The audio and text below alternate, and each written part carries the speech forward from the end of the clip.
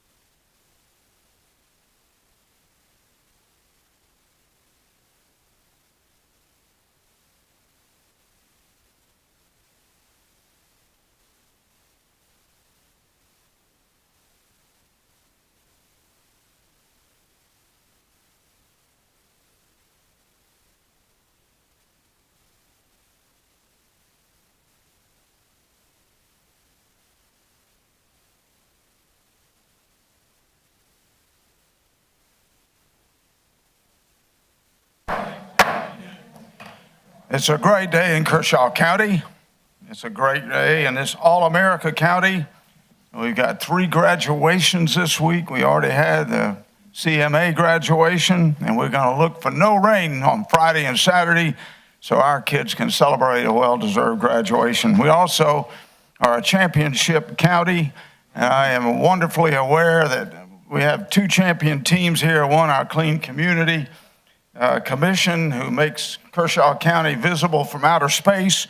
And then we also have the championship softball team. So I think we can get started. I would remind you all on our duty to retain decorum so that procedure can move forward.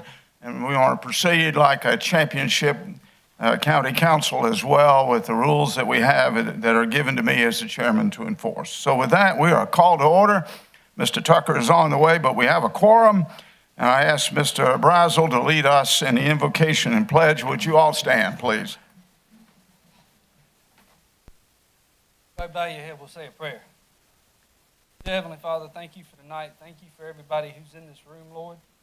Thank you for their willingness to be involved and be a part of this county and take ownership in what we're all doing here today. Help us all act like men and treat one another with respect tonight, Lord, and give us guidance. In your name we pray. Amen. Amen. I pledge allegiance to the flag of the United States of America and to the republic for which it stands, one nation, under God, indivisible, with liberty and justice for all. Before we move on to business, I would tell you that if you want to participate in the public comments or in the public hearing, Mr. Bose has 2 sheets of paper up here. You can come up and sign your name, and we'll also entertain those of you to come in a little bit later. But with that, I'm going to depart from the agenda, and everyone up here understands the reason for doing that, because we want to get to meet our championship softball team. Right, Coach? Oh, man, you don't look so mean. So what I'm going to do is I'm going to read a proclamation, and so that the girls here can understand, we have a procedure where it has to be put on the table and then voted on. So you have to sit through all that boring stuff.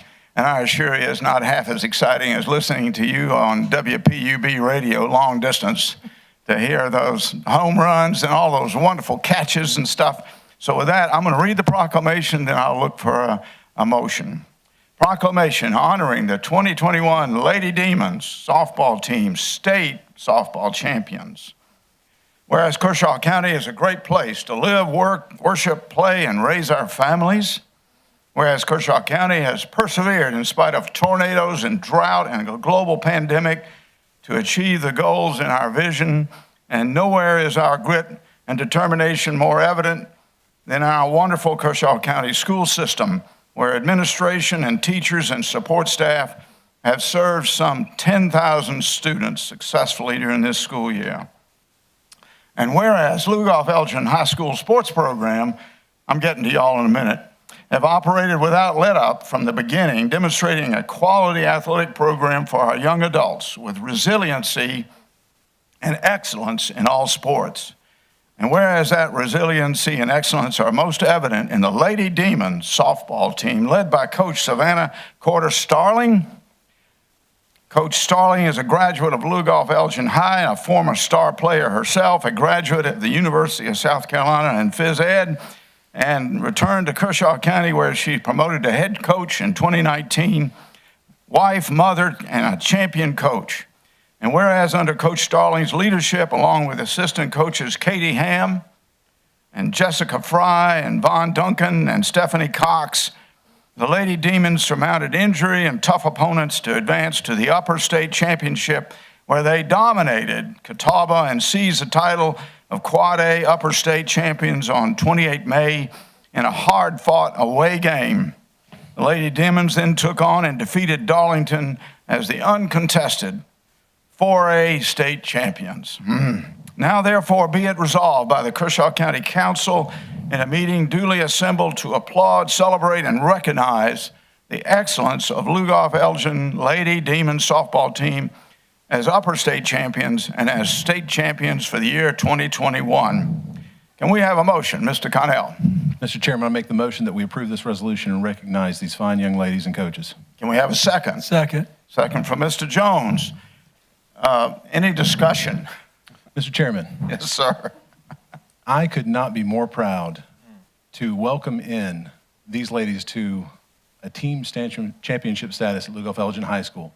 It's something that I experienced, and I am just floored and flattered and honored that y'all are here tonight and we can recognize you. First time in our high school's history. It's a beautiful thing. As I look at the coaches and the players and the parents of the players, some of you I went to school with. I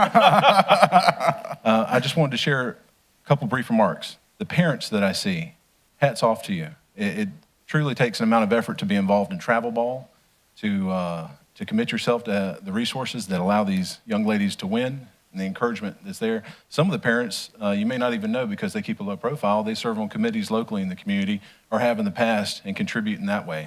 So hats off to you. To the coaches, I know you're underpaid and I know you put in a lot of time. So your passion and the reward that you see on their faces is the compensation you get. I'm so thankful for the effort you put in to bring these ladies to realizing their potential. They'll never forget it. I never have. It's been one of the greatest joys I experienced in my life. To these student athletes, I just wanted to say, I'm so proud of you. I know what it takes, and there's not a lot of people out there that would sacrifice the way in which you did to win the way you did, dominantly. I hope these are relationships that will last the rest of your life, and I hope that you will come back to Kershaw County if you have the opportunity. It took me about 14 years after graduating high school, getting educated, working in various places, to come back to the county that raised me with a good moral compass and blessed me in these ways. Your example and what you've achieved has inspired people. I've had people reaching out from all over that want to pay for your rings. They want to make sure they do a cookout for you. They want to make sure that the next generation coming up is exposed to you. So please make yourselves available to encourage other young women out there who would compete, and don't let this achievement be lost on anything. Enjoy it, ride it out, but be a good example and share the knowledge that you have so that the community continue to win and we can bring another championship in the future, right, Coach? Thank you, Mr. Chairman. Mr. Jones. Please, very quickly. One, I'd just like to start with saying, Mr. Connell, thank you so much for putting this together, and what great words, and so true. And I'm not going to go back over everything you said, but I will echo what he said. We're very proud of you folks, very proud. But I have a question. You're the state champions. You're the champions. How many of you have a picture of yourself in spandex like Mr. Connell hanging over the gym? And I'll say this. We've produced, I say we, our community has produced a lot of champions throughout the years. And parents, listen, I know where you're at. When my son did travel wrestling, I was going to write a book on how to get pinned in 5 seconds. Because that was for 2 years into it. But it's not about that. It's about what you learn as well. And you folks will never, ever forget this achievement, and neither will us. And again, thank you, Ben, and thank you, moms and dads and coaches and all. Thank you. Yeah, Mr. Brazel, please. Absolutely, yeah, congratulations. I've got a lot of old classmates that had, I think, daughters on the team, and it was cool seeing the Facebook pictures, and it's a big deal. It's a huge, big deal. I played football at a small private school, and I cried when we won our first game, okay? My mom and dad looked at me and said, "Why are you crying?" I said, "Because we won." So, I mean, we were pretty terrible, but it means a lot. You get out on the field or, the baseball field, and you lay it all out there. And to win the championship, that's a huge accomplishment, and congratulations to everybody involved. Other comments, sir? Mr. Gardner. Just congratulations. It's not easy to win a state championship. It's hard. So be proud of what you've done. There's about 40 other 4A teams that like to be sitting where you are, and they're not. You are. So just relish in your accomplishments and don't stop working. Let's do it again next year. Thanks. Mr. Snodgrass. Ladies, thank you so much for putting in the hard work. Coaches, thank you so much for investing in these young ladies and being a part of of giving our community something to cheer for and to help us see the best in our community and to remind us, to remind all of us of why we're doing what we're doing. It's all about seizing the moments, and you girls definitely seized this moment. You didn't miss the moment. And it's just exciting for us. 2 years ago, we welcomed in a pony softball team and their accomplishments, and now we're seeing it on the high school level. And I would imagine that we've got a pretty good pipeline. We know how to play ball in Kershaw County, and we girls know how to play ball in Kershaw County, and it's good stuff. Thanks, girls. Congratulations. And I'll close it out by saying, first of all, it ain't bragging if you can do it. And secondly, we've had 15 months of COVID, and we're sick of it, and we've needed heroes. And look who brought us heroes. Coach, thank you. Thank you. And the parents that supported you on these away games and these late night practices and so on. I would like to point out, just to close before we vote, that 31 years ago, we lost to the team you beat in the state finals 31 years ago, out by the rec center, by the Amtrak railroad station. And the coach from 31 years ago is here. John Floyd, would you stand up, please? Can we have a round of applause for John?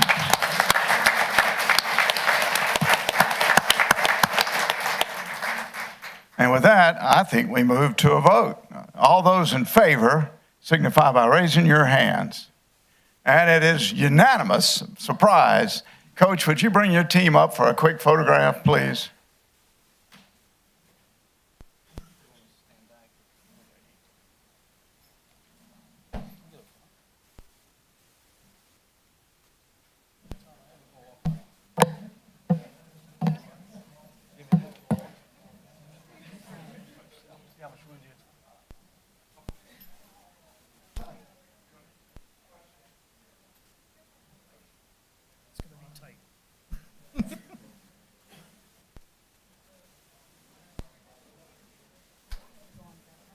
I ain't doing that again. I'm not doing that no more. It's dangerous.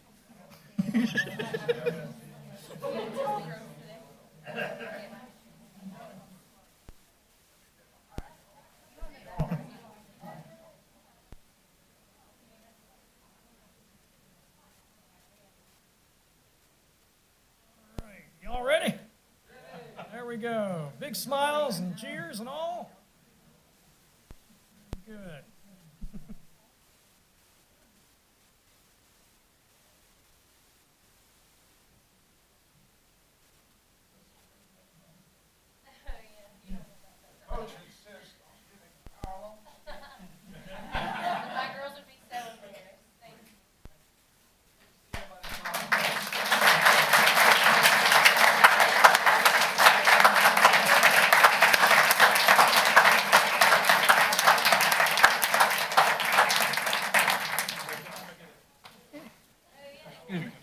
That's right.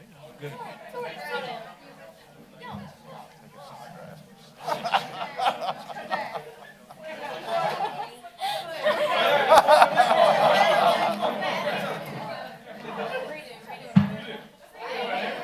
Oh, he's just... Jimmy, go break up the selfie party.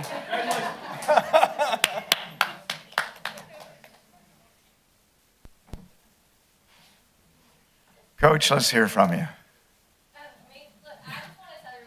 Oh, if you can go to the microphone, so everybody out, there's about 1,000 people watching right now. Oh, okay. Well, I didn't know I was going to be on the spot.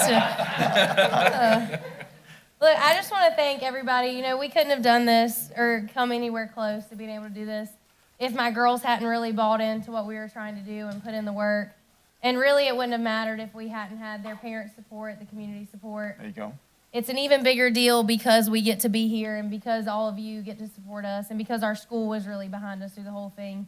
It made it that much more special for them. And I'm just really excited we got to get some revenge from 31 years ago. So, Hey, here. thank you.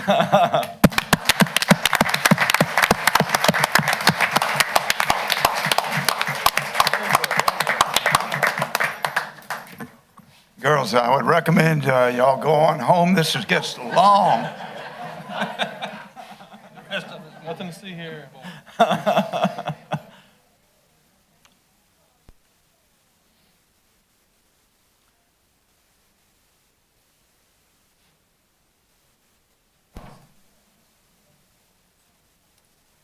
You almost want to go from that to straight to adjournment, don't you? That was terrific. Wrap it up. And thank you, Mr. Floyd, for coming from 31 years ago. We got revenge at last. Okay, we go back on our schedule now to public comments. Mr. DeBose, do we have anybody signed up? Mr. Chairman, 5 people signed up, All right. and the first person that signed up is Mr. Lackey. As you come forward for public comments, Mr. Lackey and others, we're going to limit to 5 minutes. It's not a Q&A. It's not an exchange. It's to hear from you. It's just a straight briefing format. It's not an opportunity for discourse. I'd ask you to stay on topic and stay respectful of this body. Please, sir, Mr. Lackey. Yeah, Dick.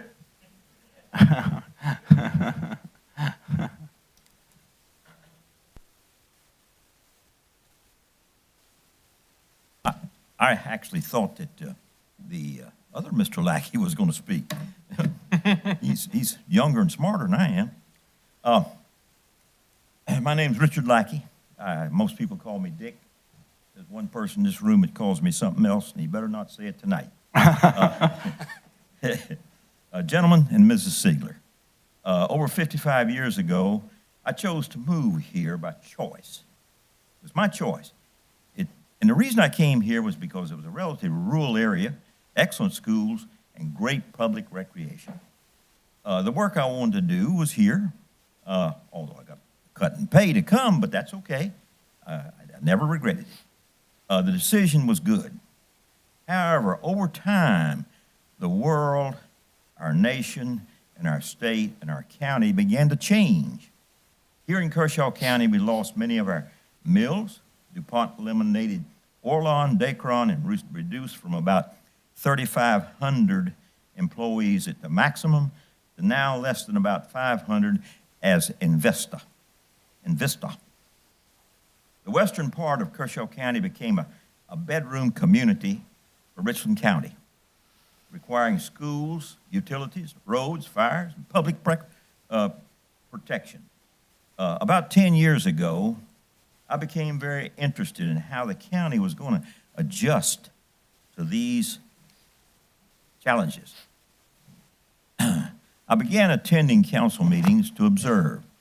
Now, I was concerned for a while because of the attitude of both the public and at times some of the council toward the needs of our schools, public recreation, and other services.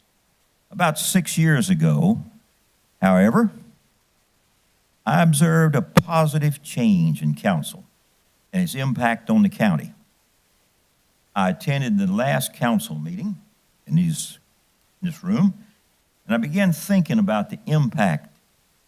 So today, I want to discuss the evidence I see of that impact and the hope for the future. The increased emphasis on economic development, indications of new businesses and industries coming in the near future, the direct and indirect impact of emphasis on economic development on our public school system. Now, I was close enough to that to know that has happened. It has been very positive in my view. The school system's response, with emphasis on educating to provide a skilled workforce, has made a difference.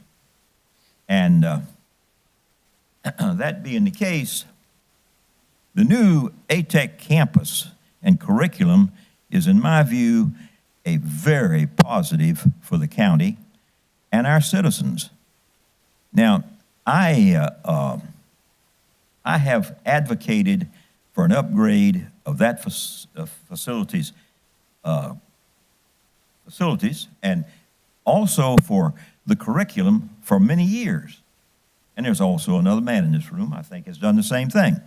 Now, that being the case, when the county, I'll say when we built that new school out there, it's amazing. That is a class act. I mean, for those of you that have toured it, it is amazing what's taught out there.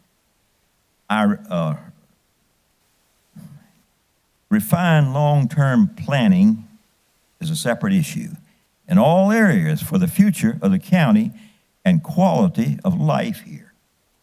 I don't believe I've ever seen that kind of refined planning like is being done in recent years. Negotiation of a long-term lease of the hospital. That was, I believe, positive. It's big change, and it not necessarily what everybody likes, but it was certainly a positive. Now, in the result, we've got a project to build a large, modern replacement for our skilled nursing and rehabilitation facility. Plans for future inclusion of an assisted living facility also. And there's some of us in this room that kind of look forward to that. Now, establishment of a county emergency medical system with remote stations. I've never personally had to have that since living in Camden, but it is something that is very important, I believe. It saves lives. Establishment of a county emergency medical system was positive. Upgrade of county fire protection services, locations, and equipment. It's, I can remember some many years ago when a lady on this council advocated that, and I said, I don't see how in the world you're ever going to do it. Now, I voted for her, but I swear I thought she wasn't going to be able to make any headway. Now, she didn't make much, but she tried. Now, our county leadership to help alleviate the negative impact and disruption caused by the pandemic. That's big. You guys, you gentlemen, having done the things that you did to try to keep business moving in this county, to keep people from being impacted any more than they had to be. Now, we got hit pretty hard by the pandemic, and I believe that you did some good work. And the work that the county business association, when that was turned over to them, I told that lady I was amazed at what she was able to do, and that was from this county, from this council. Now, there's a budget that you got to look at, the budget that you're going to have to approve. Sometimes it just costs a little more to do what really needs to be done. And I encourage you to do the best you can with the budget. But now, it's gonna increase over the years. I actually advocated some things myself in this county that created that circumstance. Now, I thank you for what you do. Appreciate it. Thank you. Thank you, Mr. Lackey. And Mr. DeBose. The next person who signed up is V, the initial V, Isler.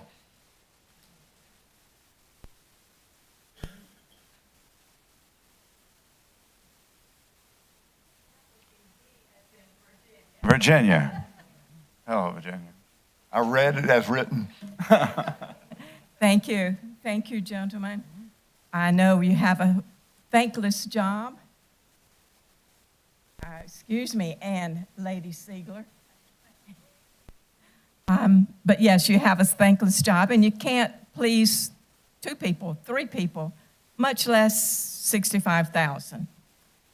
But I do want to give you, and Mr. Burns, you threw me a little bit when all the high school kids were here. I was going to tell them to please remain and see the democratic process in action. But they needed to leave. But, and will my speech do any good? Probably not. But it will get it off my shoulders and tell you what I think. Some of you like to talk about no tax increases in Kershaw County over a number of years. I don't know how many, but quite a few. I took these figures from my own tax bill, so I'm not revealing anyone's privacy or lack of privacy. The CCTC 3434, EMS 7298, sewer $55, car maintenance $35, plus 10 more that's going up, and we pay $175 last year for that vehicle maintenance, and I still drive on the wrong side of the street, going down Tombfield Road to avoid the potholes. The fire fee, I understand, is going to double. Last year I paid $151, and solid waste $80. Now, the sewer fee, it was not called a sewer tax. It was a sewer fee that was derived in the year 2007, I believe, and it was in a small room over on the side. It was a budget meeting for county council. Not many of you were there then, except Mary. No, were there. But you were looking for a way to pay for some sewer projects. The previous administrator said, I have a way if you all are interested in hearing it. This is almost a quote now. I have a way if you all are interested in hearing it. It is not a tax increase, but we can initiate a sewer fee. That was in 2007. That must be about 14 years. We're still paying it. My septic tank had to be emptied this year. $300. Not complaining about that. What I am complaining about is I still pay a sewer fee, but none of you nor the county helped me pay my septic tank to be emptied. So keep that in mind. In the Chronicle last week, I'm quoting the Chronicle. It is not my words. I do want to give credit. I don't want to be like Casson and not give credit. A councilman clarified that the Kershaw County Fire Service District is only comprised of people living in the unincorporated areas of the county, including the town of Elgin, but does not include the city of Camden or its customers or people residing in the Lugoff Fire District. All of us who live in the suburbs, in the county, in the rural districts, do so because that's where we choose to live. That's where we want to live. But think about us a little bit more when you keep adding these, quote, fees, but are not increasing the taxes. Thank you. Thank you very much. Mr. DeBose? The next person signed up to speak is R.T. Lackey. That would be, Mr. Lackey's already spoken. All right, thank you. The next person is Tom Webb III. Mr. Webb?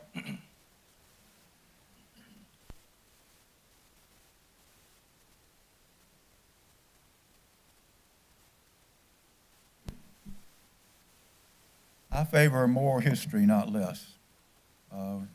The anniversary of D-Day, Sunday.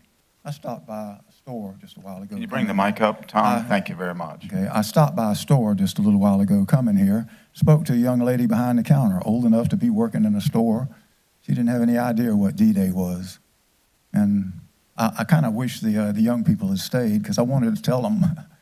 And there are probably some people here who have forgotten. I'm sure you all know exactly what it is.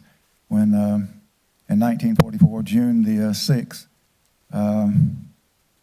the Allies, that was the United States, England, and Australia, a few other countries, stormed the beaches at Normandy to put an end to the Nazi occupation of that part of the world. And if we had failed, we might all be speaking German in this half of the country and Japanese on the other half. It was a very important event, sometimes referred to as the longest day. So I wanted to speak a little bit about that. And I brought some helmet liners. I got a bunch of these, and I'll give them away if anybody wants any. I got more, so you just tell me afterwards.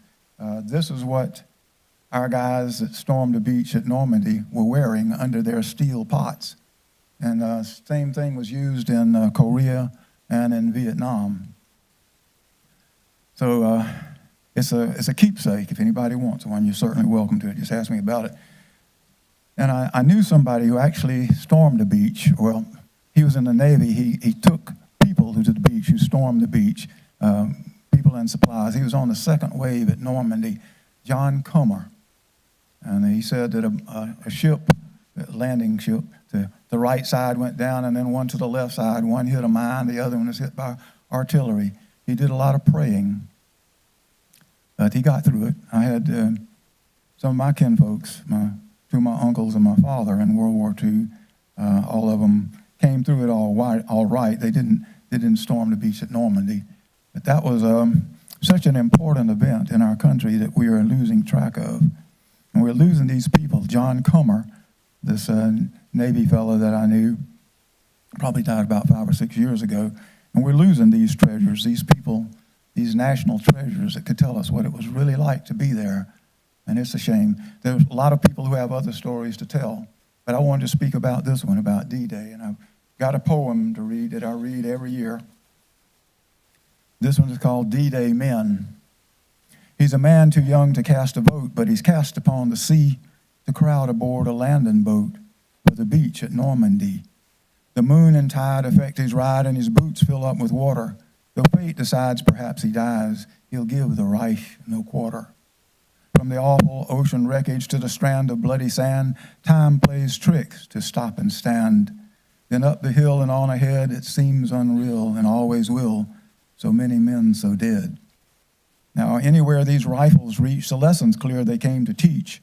Men are not just lumps of coal to feed a Nazi fire, or any other ism that steals a man's desire. And like those men from way back then who fought the New World Order, we'll have to fight that sin again that's here inside our border. Socialism's creeping while the world again is sleeping, and nothing's ever over as we carry on our load. There's a battle always brewing further down the road. So celebrate the honor, the duty, and the glory when somebody special comes our way to tell the D-Day story. Lily Marlene, the cliffs of Dover, and don't sit under the apple tree. A rhythm, a rhyme, a melody of some old favorite tune, and we're back to 44 again, and then the 6th of June. All those ships and planes and tanks, our men with higher ranks, and all of y'all without much say, of course you have our thanks. Even the Huns who fought in vain to cuss you while retreating, y'all saved them from a harsher fame, and they'll thank you for the beating. Anyway, I'm glad to say real Americans ain't to blame, and when they heard their country's call, the D-Day men all came. Thank you, Mr. Webb. Mr. DeBose. The last person that signed up is Amanda Uten. Ms. Uten, thank you.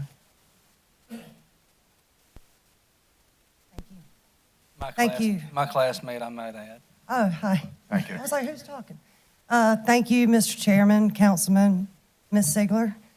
First of all, let me follow up from 2 weeks ago. I hope you all have puppy dogs in your packets as requested last 2 weeks ago from Ms. Mary. Did you include puppies? Oh, dropped the ball on just that one, right? I also would like to apologize. I do have to leave after my comments, but I do need to attend the school district meeting that will happen tonight at 6 p.m. But I am here tonight as a free-thinking, concerned Kershaw County citizen and a resident of the Cassock community. I watched your budget work session 2 weeks ago and was pleased to learn that you guys have done a fantastic job in presenting a balanced budget. Such a great job, in fact, that you have fallen under budget for several years now. And so I attended the meeting that night and I posed the question to you all, well, why can't we do something with the savings from those budgets to put in a rainy day fund for things like sewer or fire or other things? So after I left the meeting that night, I did a little further research. I went back and looked at the 2010 census and noticed that there was 7,434 people in the township of Lugoff, 12% of the county, 6,838 in the city of Camden, 11.1%, and of 47,425 remaining in the suburbs and rural areas, which is 76.9%. I also had several conversations with several people where I posed the same question that I posed to you that night. One person that I spoke to and posed that question to is sitting in this room and, in fact, has a very influential role in the budget process. So when I posed this question to that person, the answer that I received, the question that I asked was, why can't these savings be rolled over instead of into the general fund, into a rainy day fund? Is that possible? And the answer I received was, well, why should the people in the city of Camden pay for something that benefits the rural areas? And that makes a lot of sense to me, because I know I don't want my tax dollars being spent on something that doesn't benefit myself or my family. So satisfied with that answer, I went on about my day. Later that evening, as I pondered that conversation a little more, a light bulb went off in my head. A potential Pandora's box was opened, because in that moment, I was gifted a glimpse of the inner workings of this county council and potentially a root problem. When given the answer, why should the citizens of Camden pay for something for the rural areas, my question was immediately, well, why is it not the other way around? Why was the first thought not, well, why should the people in the suburbs and the rural areas, the 76.9% of this county, why should their money pay for something that doesn't benefit them? That 76.9%, they pay taxes religiously. They pay often what the IRS tells them to, because they can't afford accountants to find loopholes. Many of those 76.9%, both the parents are working just so they can afford a 1-week beach vacation once a year. Their kids go to public school, and when they want to have a good dinner, they come to the city of Camden and pay the A-tax without complaint. Meanwhile, they watch their money, 76.9% of it, 76.9%, that's a big number. They watch their money being spent on things that don't benefit them. Pickleball courts, blues festivals, things of the such. So my question to you tonight is, when will you invest in their communities? When will you put a dog park in Bethune? When will you put a veterans memorial in Westville? When will you put a fire department in Cassett? Now, I'm not going to come up here and complain without a solution. My solution 2 weeks ago was, well, let's start a bank account and put that in there. So to that, I say, let's start 3. Let's start 1 for the township of Lugoff, and let's put 12% of it in there. And let's put 1 for the city of Camden, and we can put 11.1% in there. And then let's make 1 for the residents of Kershaw County and put 76.9% of it in there. My next thing I would like to address is that 76.9% is an overwhelming majority. And all of you are elected by the citizens of this county, which means that 76.9% of you should be worried about the 76.9% of those people in this county. So to you, council members, I ask you one thing. Do your job. Do the job that the people who hired you to do. Now, don't get me wrong. We want investments made, We want investments made in the city of Camden. We do. Because each person in this county is proud of this historic, beautiful city that is at the heart of this wonderful county that we live in. All we ask of you is to keep that 76.9% of the citizens of this county at the forefront of the decisions that you make here in these chambers and the deals that you make behind closed doors. Now, I may be too late tonight for this 3rd reading of the budget. And to the citizens of Kershaw County, I apologize for that. But we all know that this budget is not the last time that you will make a decision concerning the taxpayers' money in this county. So all we ask is that you stand up for every citizen of Kershaw County. The 12% in Lugoff, the 11.1% in Camden, and the 76.9% that make up the rest of this wonderful county. That's all we ask. Just stand up for us all. Or we'll be forced to stand up for ourselves, not only in this chamber, but on the ballots when each of you comes up for reelection. And I thank you for your time. Thank you, ma'am. Thank you very much. Mr. DeBose. Mr. Chairman, that concludes the sign-up list. Very good. Thank you. And that concludes public comments. We now move to a public hearing in regards to an ordinance to provide budget appropriations for county purposes, in the county of Kershaw for the fiscal year beginning 1 July and ending 30 June 2022, and adopt and implement the charge and collection of service and user rates and fees, and for other tax purposes and county appropriation purposes. Mr. DeBose, do we have anyone signed up for the public hearing? Mr. Chairman, no one signed up. Okay, very good. And I would like to also open it up just generally. And with that, I'll open the public hearing.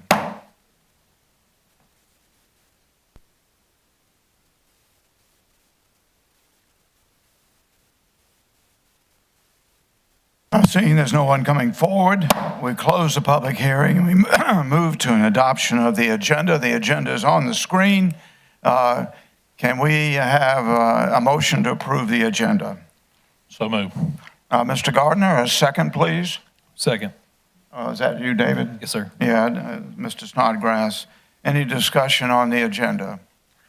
Recognizing we've already done our proclamation, I would also tell you there is an executive session at the end requiring no vote and no action, but there will be an executive session. With that, let's move to a vote. All those in favor, so signify. And it's unanimous, and we move ahead. The first item is a public presentation by the distinguished Lugoff Fire District, Chief Chris Spitzer. Chief, are you here? Yes, sir. Please come on forward. Good to see you again. This microphone out of the way because I can pretty much carry my own weight when it's time to talk. 260 pounds. I really don't have a presentation. I did, thank you, Miss Mary, as usual. She would have supplied each one of you with a copy of our estimated income statement, which is our final budget, which was approved by the Lugoff Fire Board of Commissioners on May 24th, 2021. I'm thinking that each one of you. And as it stands now, I really don't have anything that I need to really explain. There would be a couple things I'd like to touch on, but have most of you had a chance to take a look at the agenda? Or, I'm sorry, the budget for Lugoff. Just hit the wave top key issues, Chief, just Well, one of the key issues, Mr. Chairman, of course, you can see our wages there. We're still at 15 employees. And I will remind the county council that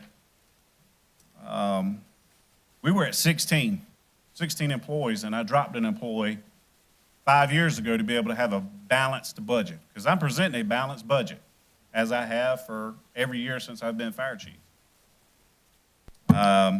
With that balanced budget, I want the public to understand that when it comes to wages and salaries, obviously, and retirement, and medical insurance, that eats up the majority of our budget.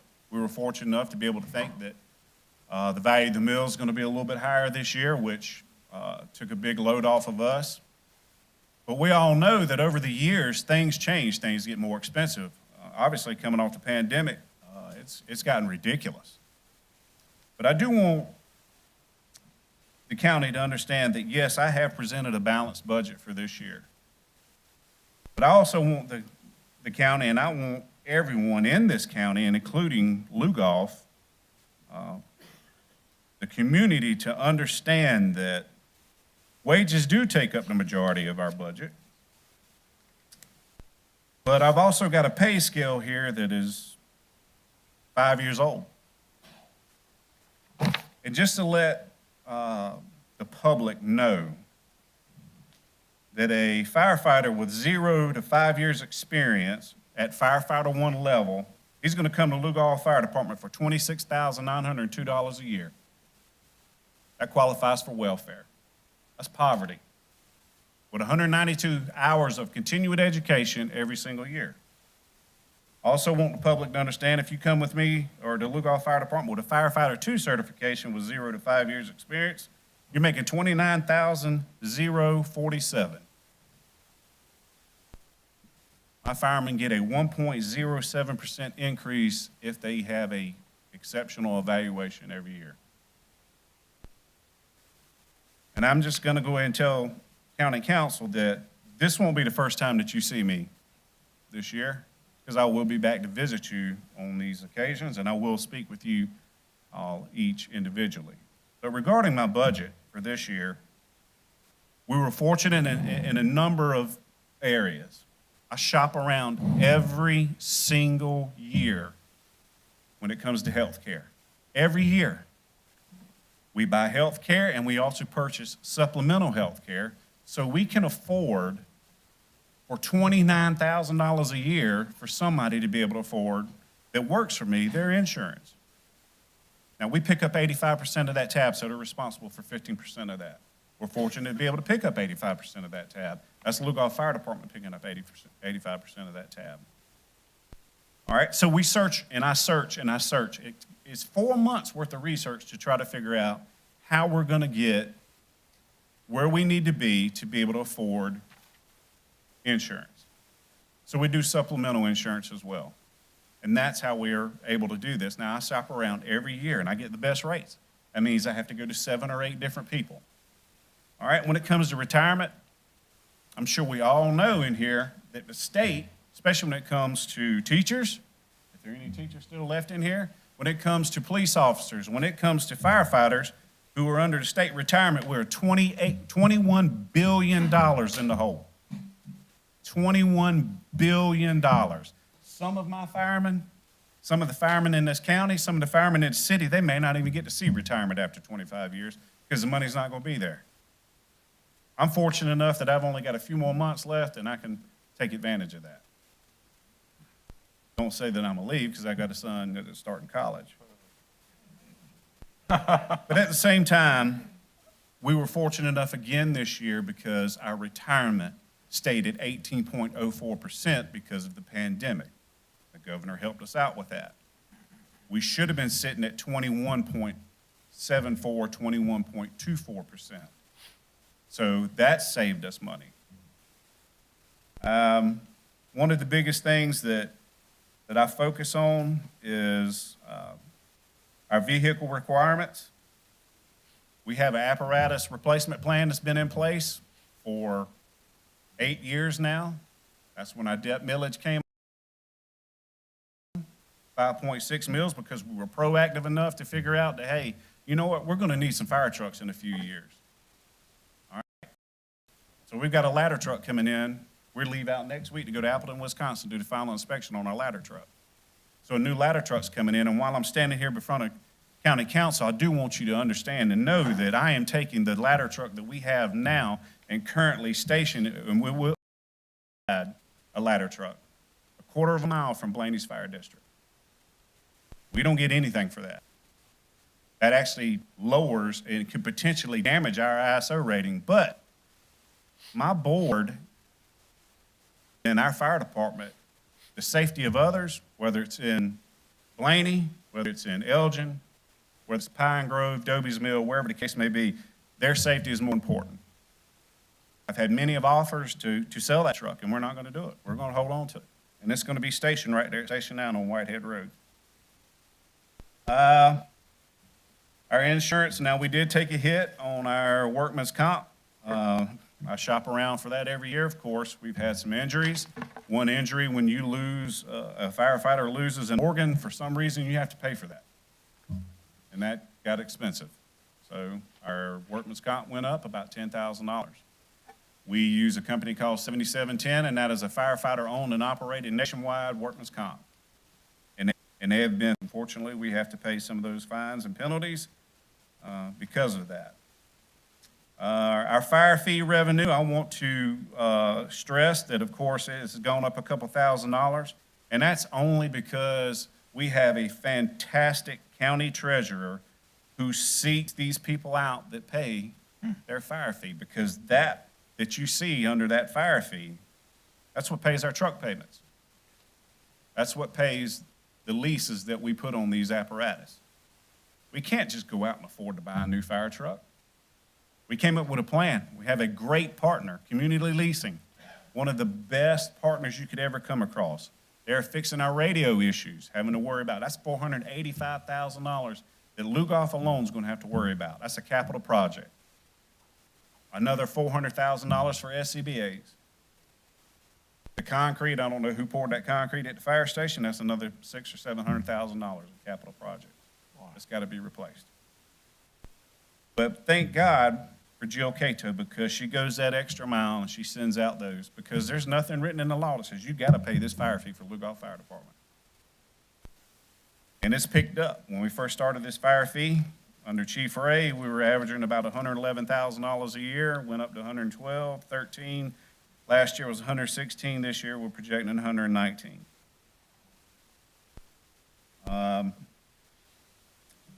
That's really it. I mean, these are basic things. We talk about wages, retirement, our volunteer pay. By the way, we have volunteers that, come in and we're 25, 30 strong on volunteers. We turn away volunteers because we just don't have the equipment to be able to provide to them, because we can't afford the equipment. The only reason we have some of the equipment that we have now is because we have a very good grant writer in Captain Chris Jones, because when he writes those grants, we benefit hugely. A pair of bunker pants, turnout coat, turnout pants, that's $2,800. That's not counting the helmet, that's not counting gloves, that's not counting boots, that's not counting your flash hood. And by the way, that bunker gear that you order, your manufacturer tells you that gear is to survive one thermal event. So if you get caught in one thermal event, that bunker gear shot. That's $2,800 down the hole. Utilities, just common things, operating supplies, our professional fees. We have to be able to pay our attorneys, our CPAs, our firefighter training. We're able to keep up with that. Of course, our general liability insurance, medical insurance.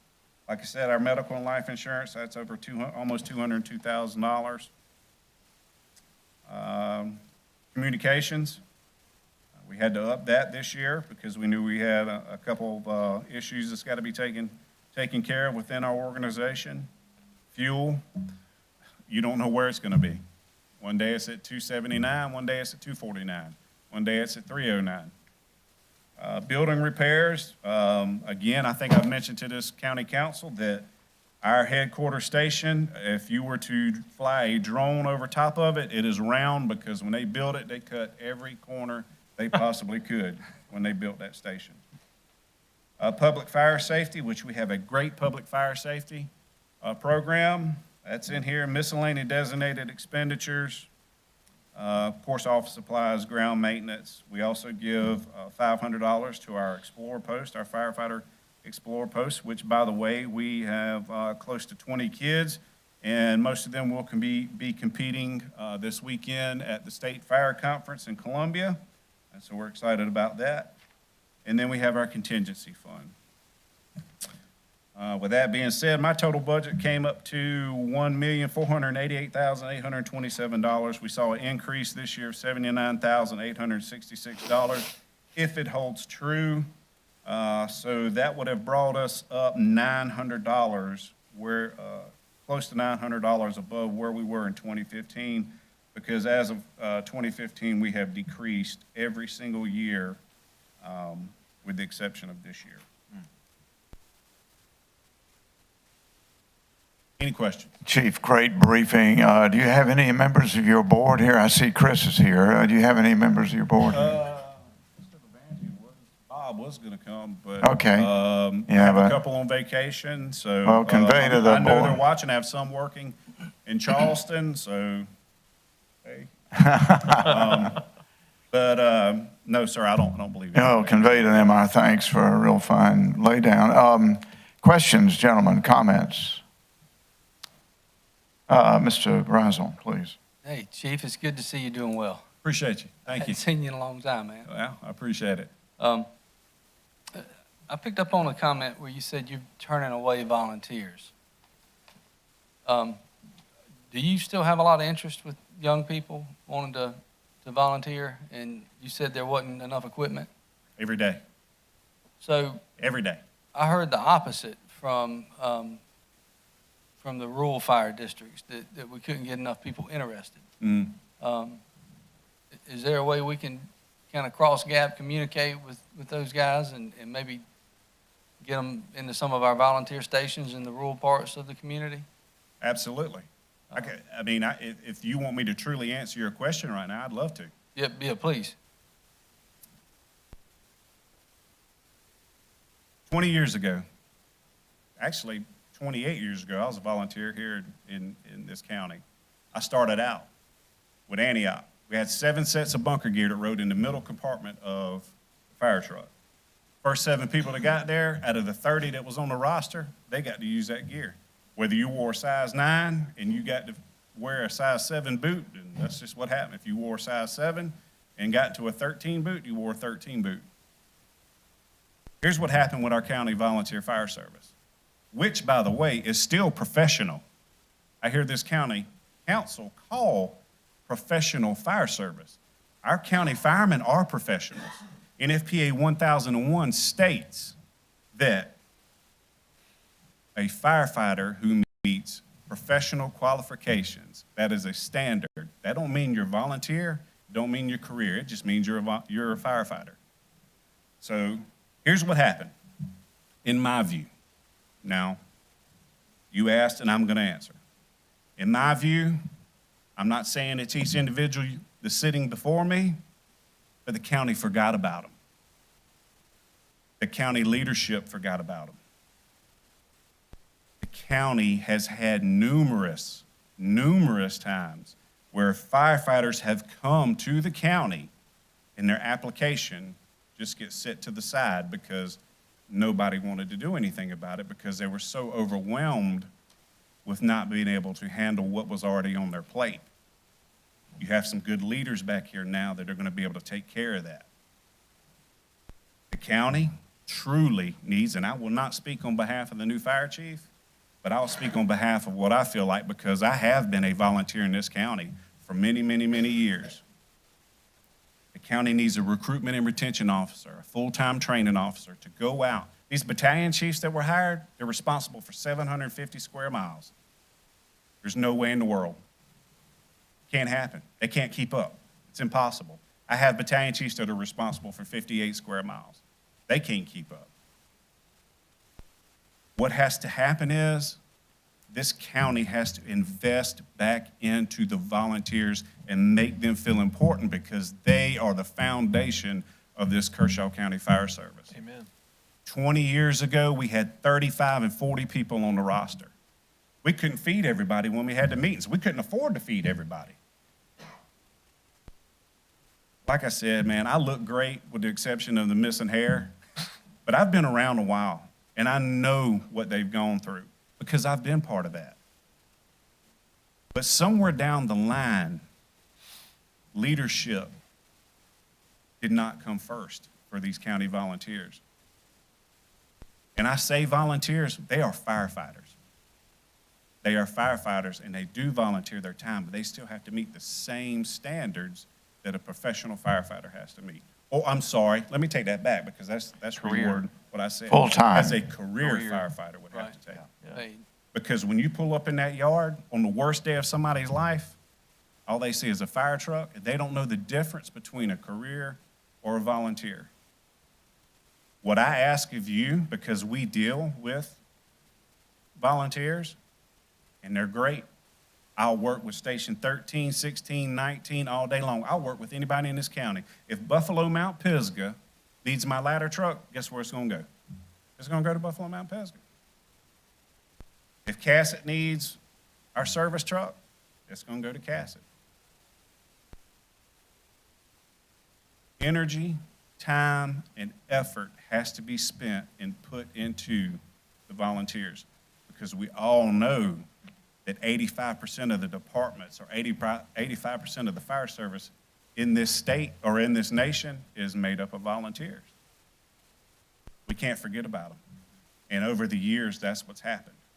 Over the years, when I know that I've got guys coming to me from other districts saying, hey, can we volunteer for you? I put an application with the county, and I haven't heard anything back. It's been 6 or 8 months. It's been a year. I haven't heard anything back. I'm not blaming who's here. I'm blaming the system because they were overwhelmed. There was an individual that was overwhelmed. There was individuals, I'll be frank with you, there was individuals who just didn't care. And that's my personal opinion. I'll stick to that opinion. So I'm asking you, as a county council, to look at your volunteers, to invest in them. When they need equipment, get them the equipment. If they need their ice machine fixed, fix the ice machine. Could we pause right there and let me ask a question to Mr. Carpenter? Is that something that can come out of the general fund to buy some equipment for these guys? It would come out of the fire fund. I mean, it would depend, but the fire fund allocates funds for every fire station. Every volunteer department has funds allocated to them that are based on what they've needed. So as a rule, to my understanding, that if they need something like an ice machine fixed, there is money available for it. And as the chief has pointed out, we have new leadership in the county, pretty much from top to bottom of our fire, and I think you're going to see some great things happening with them. So some of this infrastructure money that we're receiving from the federal government, can some of that be allocated to the volunteer program? At this point, I would say probably not, unless we can tie it to COVID. If you can tie it to COVID, then you've got to be. Everything was tied to COVID. I would like to see some of that money appropriated to the fund. It's like we have to make a case for everything, and I've seen some cases made for hero bonuses, well-deserved. We certainly back the law enforcement and EMS, but Chris, I like I said, I hadn't seen you in years, but knew you 20 years ago, man. And I'm a straight shooter like you are. I'm glad to hear you say that. There's been sometimes a different picture painted for me as well. I'm happy to do what I can to help support the volunteer base, because we'll never be able to afford to pay those many individuals, and they're very important. I mean, I thank them, and I don't know all of them, but I thank them from the bottom of my heart. When I have struggled with this, and I'm never been involved in fire service, but from a budgetary standpoint, I've been told there's 2 ways to fund it, and then I asked enough questions, I figured out that there is a third way to fund it, and I actually see it here in your budget. In Vista, a fee in lieu of tax, you're receiving $80,000 from Invista as part of your budget. And that's actually outside of our, that's really kind of, that's a contract. That's a contract that we formed. It shouldn't really be a fee in lieu. I shouldn't really list it as that. It kind of is, but that is a contract that we formed with Invista to help them to protect that partner. They don't have a fire brigade of their own, right? So you guys are the. So their fire brigade is dissipating. It's dissipated. So that's really what that is. You guys are serving as their contract. As we move forward into talking about the county fire service, which I fully support, the thought process and hiring of full-time folks, I feel myself frustrated in the fact that if I would have known in January what I know now, we could have started reappropriating some fee in lieu money instead of having to raise fees, to the lady's point earlier. So Well, I hear what you're saying. I'm 5 months into this thing, so I'm figuring it out as I go. But I appreciate your comments, and I appreciate your insight, and I'm happy to help. But yeah, our volunteers are important, and getting them some equipment.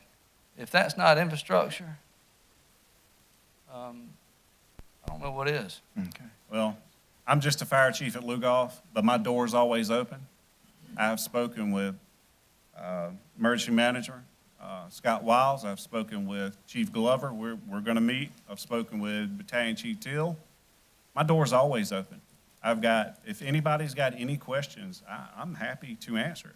I'm not going to speak on behalf of the entire county fire service because that's not my job. But when I came from the county fire service, and I'm only a few years removed from that, it's still important to me. My home is in Mr. Gardner's district, my home that is being built is in Mr. Gardner's district, but I'm still covered by the city of Camden, who does a fine job. They have a great fire service. Can we see if we have other comments from other council members? Mr. Jones, Mr. Jones. Let me just first end by saying, Chris, thank you very much. Absolutely. Good to see you, and I appreciate it. Thank you. Okay, Mr. very Jones? good presentation. Thank you. Okay. I thought you had a question. Hey, I was not going to let you sit down without saying something. One, Chris, I appreciate all you do. You know that. You have done a fantastic job. Chief Ray did a fantastic job. I've been very close to both of y'all. I've worked with both of y'all through this. You and I both know the frustrations we're hitting. And I appreciate your honesty here tonight. And I'm going to tell you something. How long have you been chief now? 3, 4? Since 2017. Have you come before this council with any increase since you've been here? No, sir, I have not. No, you haven't. And you've done that, and you've reorganized, prioritized. I mean, you've done everything you can do to maintain with what you've got.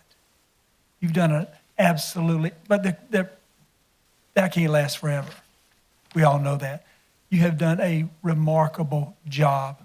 I salute you. Let me tell you something. I appreciate every time I've come to you and said, hey, would you help me figure out what the county could do? You were always there. You were always saying, Jimmy, we'll help provide this, that, or that. And I appreciate mutual aid, you guys. You guys gave us, with or without money, it didn't matter. But thank goodness we gave you a little bit, last year before. But bottom line, you would have done it anyway. But that's wear and tear on your equipment because you're not going to let a structure fire or a car fire go by without somebody being there in the West Waterbury area, and I know that. And I just want to tell you thank you for all you do. And you know my support for your department. And Mr. Brazel, I want to thank him for asking those questions. I think Mr. Brazel's on the right path here. I agree with you on that. But, Chief, thank you. I appreciate it. Maybe Thank you. Russell and I can get with you at some point in time. Absolutely. And go from there. But you've always been there for me. You've always returned my call. You've always met with me, and I can't ask for any more than that. But you also know I've always supported y'all. Yeah, absolutely. I do. Thank you. Thank you. Other comments? Mrs. Snodgrass, please. Sure. Chief Spitzer, thanks for your work and for your department. Talk about mutual aid. So what does mutual aid look like?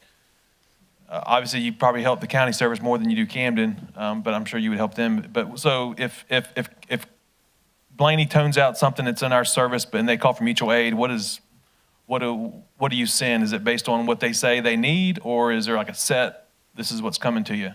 We send an engine from our headquarters station or the closest station, which more than likely if it's in Blaney's district or Pine Grove, it really just depends. If it's in Blaney's district, it's going to come from, you're going to have a ladder truck now, you're going to have an engine. And then it's also from headquarters, you're going to get 2 people with an engine. And then we have volunteers that are assigned to respond to either Station 13 and Station 19, or you respond to Station 13 and Station 16. So we split our volunteers up. So we normally, it just depends on structure fires or somewhere around that. I think we average 10 or 11 personnel that will go into the county to help with mutual aid. Does I-20 cover your district at all, or is that all county? We have about 7 miles. 7 miles. So what does mutual aid look like as far as auto? It's kind of, I guess, similar, sending an engine for auto accident related? Absolutely. Now, we do usually just send an engine with 2 people. Unless it requires more, then we have volunteers to come in and pick up other apparatus. Yeah. We don't like putting POVs or personal vehicles on the interstate because it becomes extremely dangerous. Sure. Thank you for your service and for your time. Good budget. Just real quick, I know it's not quite germane to this discussion, but we went down the trail. We talked about our county service, and thank you so much, Chief, for speaking into that and giving us a reality check of where we've been. But I want to remind us that 2 years ago, or even before that, 4 years ago, we did an ad hoc fee on our fire service, and we identified some of the issues, or a lot of the issues that the chief just mentioned here. And so I want to make sure we realize that, yeah, there were some issues in the past, but we've got a whole new staff top to bottom. And 2 years ago, we took a step to begin to alleviate some of those issues, and we've made strides. And tonight, we've got a chance to take another big step in putting our county service where it needs to be, where it deserves to be.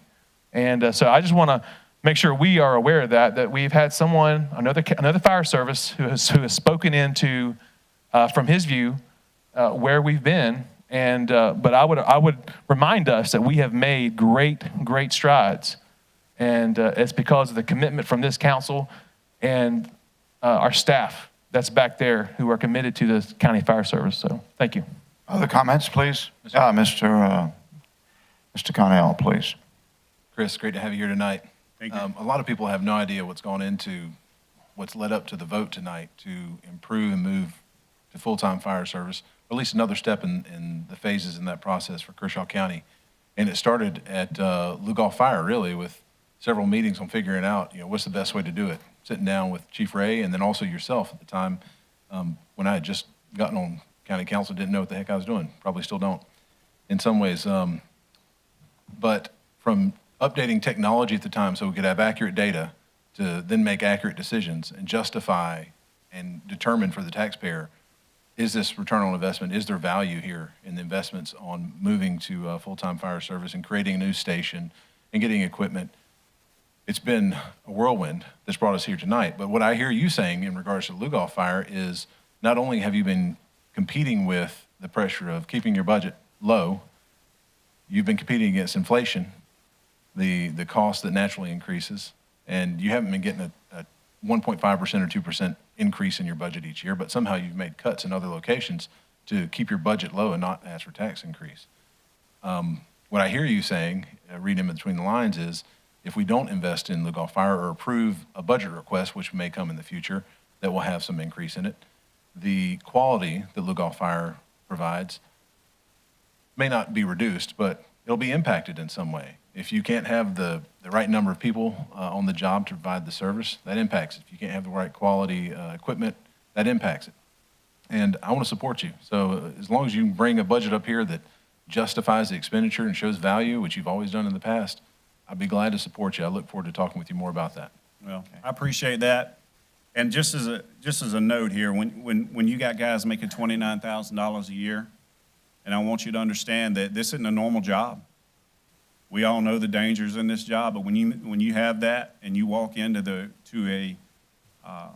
our eating area and kitchen, and when I have to watch somebody eat ramen noodles for dinner because that's all they could afford, and that breaks my heart. And I'm not just a fire chief, I'm a family member. I am a member of each one of those individuals. And that's tough. And it's unlike any other job because you got to provide 3 meals. You got to provide breakfast, lunch, and dinner. And then you also have to, they have to worry about their breakfast for the next day because they're getting ready to leave out and go to their next job because they can't afford just to work as a firefighter. When you come to work as a firefighter, especially in Lugoff, it's because you're committed to the community. And one last thing, I'm glad you said that. I did, this is one thing that was kind of new for us this year under our I should have mentioned this earlier, and I apologize. Under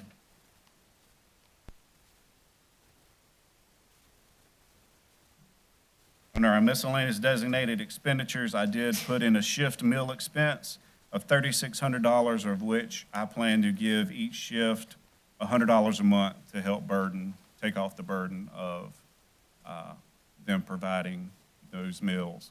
It's only $100 a month, but trust me, when you're eating ramen noodles, you can make $100 a month go a long way. Chief, thanks for sharing that with us. You know, COVID rocked the boat. We didn't get to do our annual barbecue or two last year.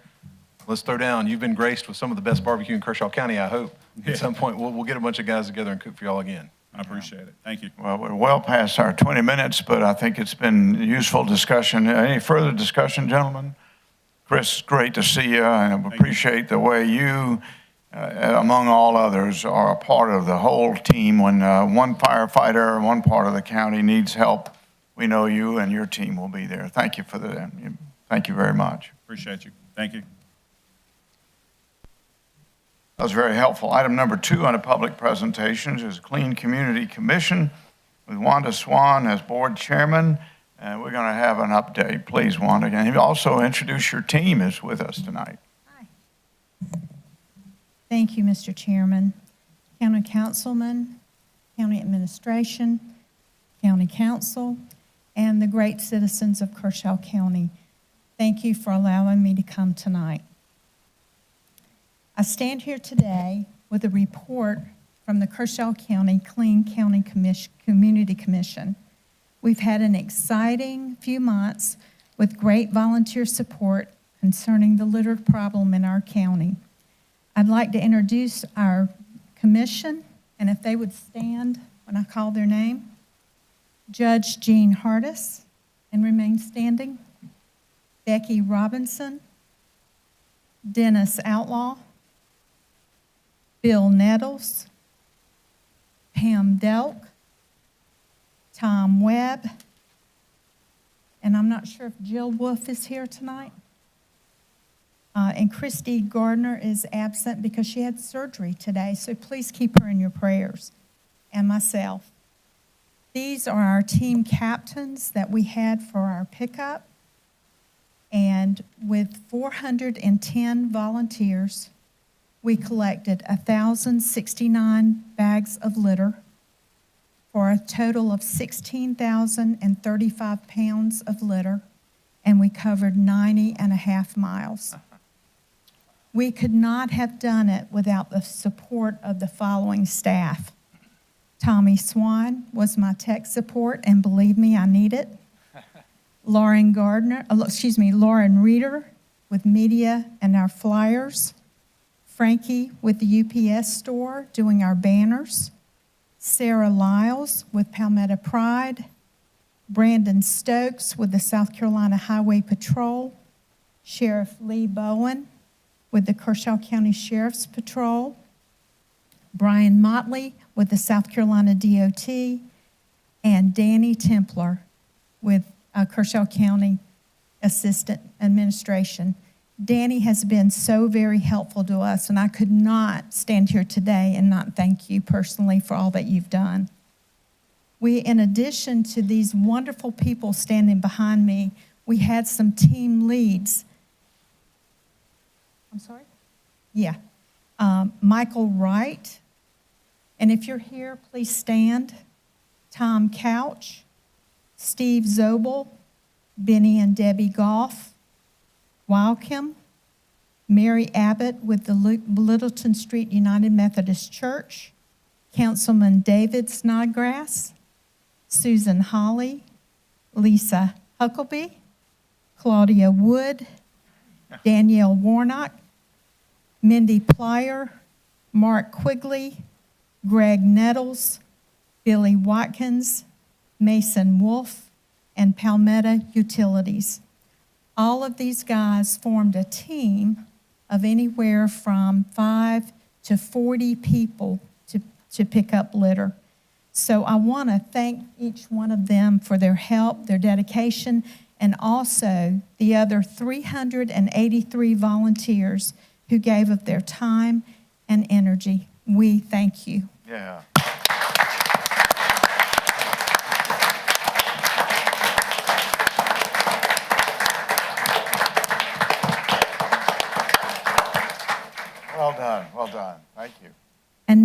want to thank the most important group that's been so supportive of our commission: Chairman Burns, Councilman David Snodgrass, Councilman Ben Connell, Councilman Tom Gardner, Councilman Jimmy Jones, Councilman Tucker, and Councilman Russell Braswell. We thank you for your leadership and your insight in forming this commission. You've always been behind us, helping us in any way that you could. It is with great appreciation that we commend you for your insight and your direction. Now, on to the future.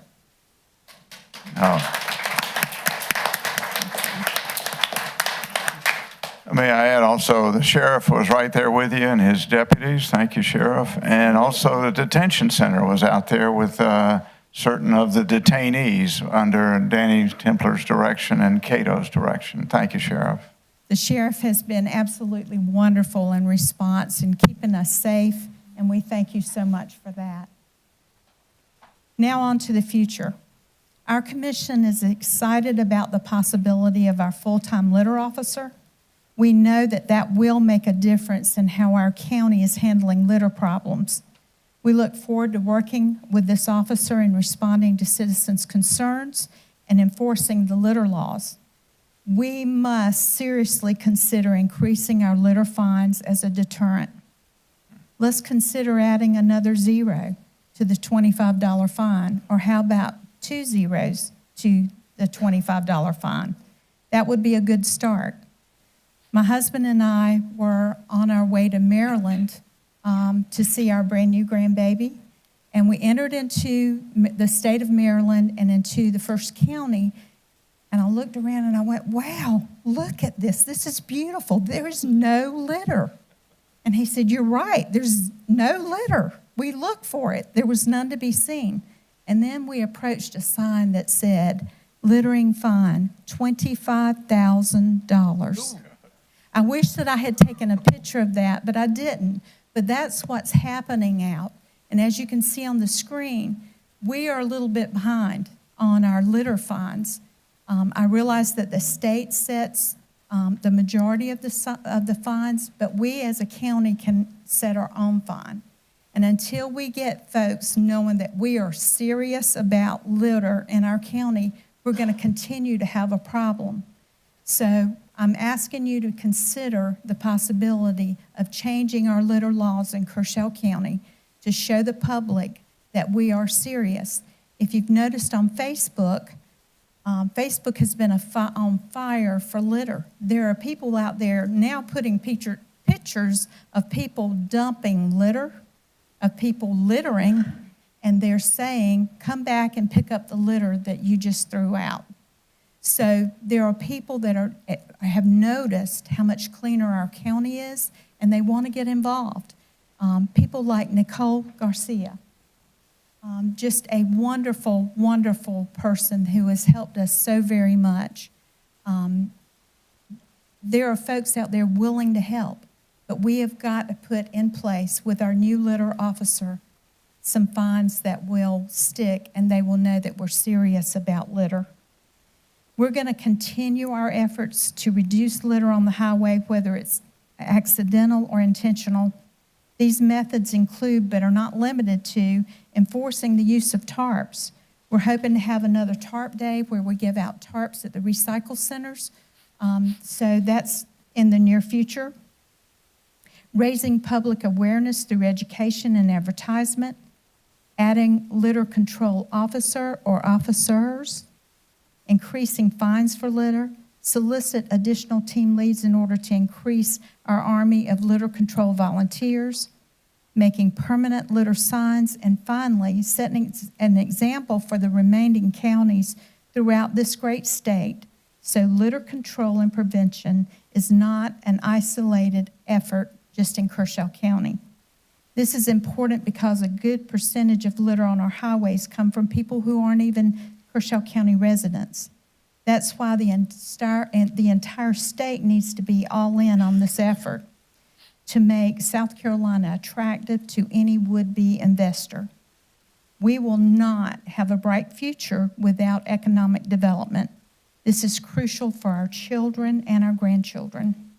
We will also continue to award businesses that maintain a neat and clean storefront and reward them with the Business Beautification Award. We're looking forward to placing monuments on the interstate welcoming folks to Kershaw County. We'll continue to work on beautification on several intersections in our county. This is just a few of our goals that will come to fruition with your continued support. Together, we can eradicate litter and make our county beautiful and continue to be KC strong. Wonderful presentation. Let me turn it over to the gentleman here. Mr. Jones, would you? Thank you for all you do, each and every one of you. A little history, the first litter officers worked for me whenever in Kershaw County whenever we started. And I think Judge Hardis was the presiding judge, and he saw many of the cases we brought, whether it was tarp laws or litter laws or whatever. I know we can't supersede state law, and I hate to just ask you this right off the bat without you doing your research, but do you know what the litter fine is for state law, Ken? And how high could we go on a county summons or a county notice? I don't know, but I know it's a misdemeanor. And Yeah. of course, under the Kershaw County Code, I believe it could be increased from $25. Okay. That's what our current law is right now. Well, you know, I would certainly support increasing to whatever level we could go on the litter fines. And you guys are doing a great job. But you're right. You got to have some strict litter laws, no question about it. I agree. Thank you. Mr. Chairman? Yes, sir, Mr. Connell. I was just going to say, talk about taking your responsibility and running with it. To everyone on the community, Clean Community Commission, thank you very much. And I hope we don't get in your way. This is some of the most positive feedback I hear from anybody in the community is related to the cleanups and how things have changed. So I appreciate that. Thank you. Other comments? I would say we have industry here too. Thank you for Palmetto Utilities for coming and others. The key to this county running is its citizens and the attitude and 90 miles of road, but the hardest part of that 90 miles is the last 4 inches between the ears of many of the people who don't take the same level of pride that you do. And if we address the attitude and the culture at the same time that we take care of the law and support you, I think we'll win this thing. It's got to be about the people supporting a larger sense of community pride. Thank you. Other comments, please. Mr. Snodgrass. Sure. Wanda, thank you so much for your commitment and your passion for such an important issue. You know, people think, oh, you know, it's just litter. But in many ways, it goes deeper than that. It reveals who we are sometimes, you know, and I'm telling you, I wish the sheriff could deputize me and just let me just write these tickets, because I feel like I see it everywhere, because I would go Barney Fife on, you know, on all these litter bugs out here.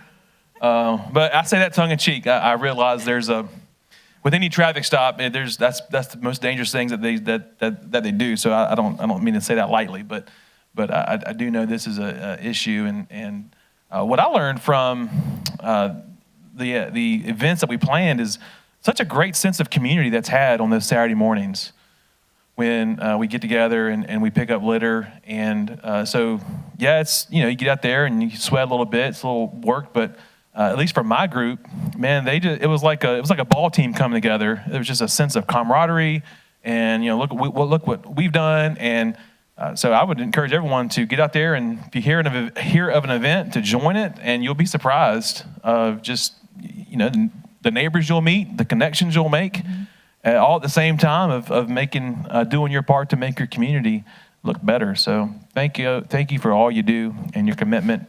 And Mr. Bose, with home rule, how can we? I know this is some of the state, but can we do our own? I mean, can we go above that? Does home rule will give us that leverage? No, we're enabling legislation decides what you can do. Okay, gotcha. Okay, so we got some work to do here. As usual, when Wanda shows up, there's work for us to do. Gentlemen, I propose we move on, but I think we should all thank the team. Thank you very much. Thank you. Mr. Chairman. Yeah, Mr. Jones, go ahead. Maybe, I don't know if a point of order is correct or not, but I would like to make that statement at this time. I think we need to go back and do a vote on the Lugoff Fire Department budget. We weren't asked to do a vote here. Will it come, what do you think? I think it'll be an agenda item next. Next time. Okay, so it was not for tonight. It'll be an agenda No, item. Okay. no. Thank you. You all. Thank you very much. Thank you, Mr. Jones, for pointing that out. Good point. With that, we move to the next item on the agenda, which is the approval of minutes. It's at tab A. It's also electronically at page 4. Thank you, Judge. And it's on the screen. Can we have a motion to approve the minutes? So moved. Motion. Mr. Gardner, and a second from Mr. Snodgrass. Any discussion of the minutes? Seeing there are none, we'll move on to a vote. All those in favor signify by raising your hand. And it's unanimous. And we're back to the next item on the agenda, which is a series of ordinances. Item number 1 is second reading of an ordinance authorizing execution of a fee agreement. It's at tab B at page 8, and it's on the screen. Mr. Carpenter, can you introduce it, please? Mr. Chairman, members of council, you have in front of you tonight for second reading a fee in lieu agreement between Kershaw County and Project Sapphire, which provides for the payment of a fee in lieu of taxes and authorizes certain credits between the county and the project. It previously was approved by council on first reading. Okay, very good. Can we have a motion to approve? So move. Second. Was that a second from Mr. Snodgrass? First from Mr. Snodgrass, a second from Mr. Connell. Any discussion? Mr. Chair. Yeah, go ahead. I just want to remind those here and those who are watching, I know it seemed a little odd to be voting on things that are so vague, but just to remind people that the process with a lot of these companies is they don't want anything detailed out until the very last minute, and it's all within the law and all within kind of how you do these things. And so just want to remind people of that. I mean, we're not voting on things that we're not aware of, but it's things that contractually we're not at a point where it's able to release. Thank you. Other comments? Okay. With that, we move to a vote. All those in favor on second reading signify by raising your hand. And it's unanimous, and Project Sapphire moves forward to a third reading. Item number 2 is a second reading of another ordinance to place in effect new service in a fire protection district. It's at tab C.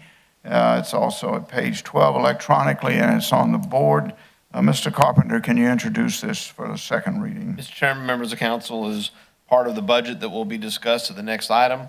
One of the items includes the creation of a new fee for the fire district, a fee on vehicles. State law requires that it be an ordinance that would create any new fee. Council previously approved this on first reading. Okay, can we have a motion to approve? A motion to enter this in, please?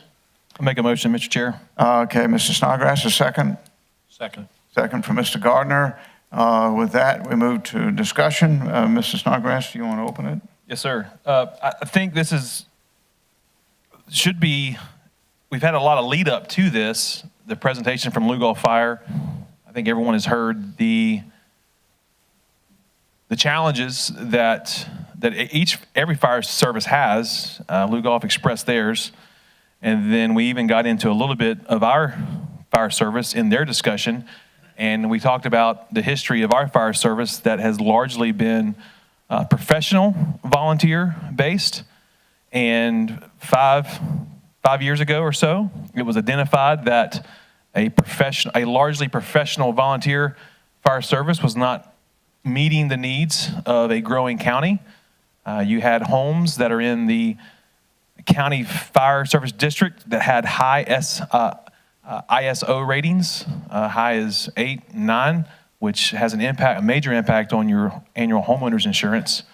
When you compare ISO ratings in Camden that has 1s and 2s.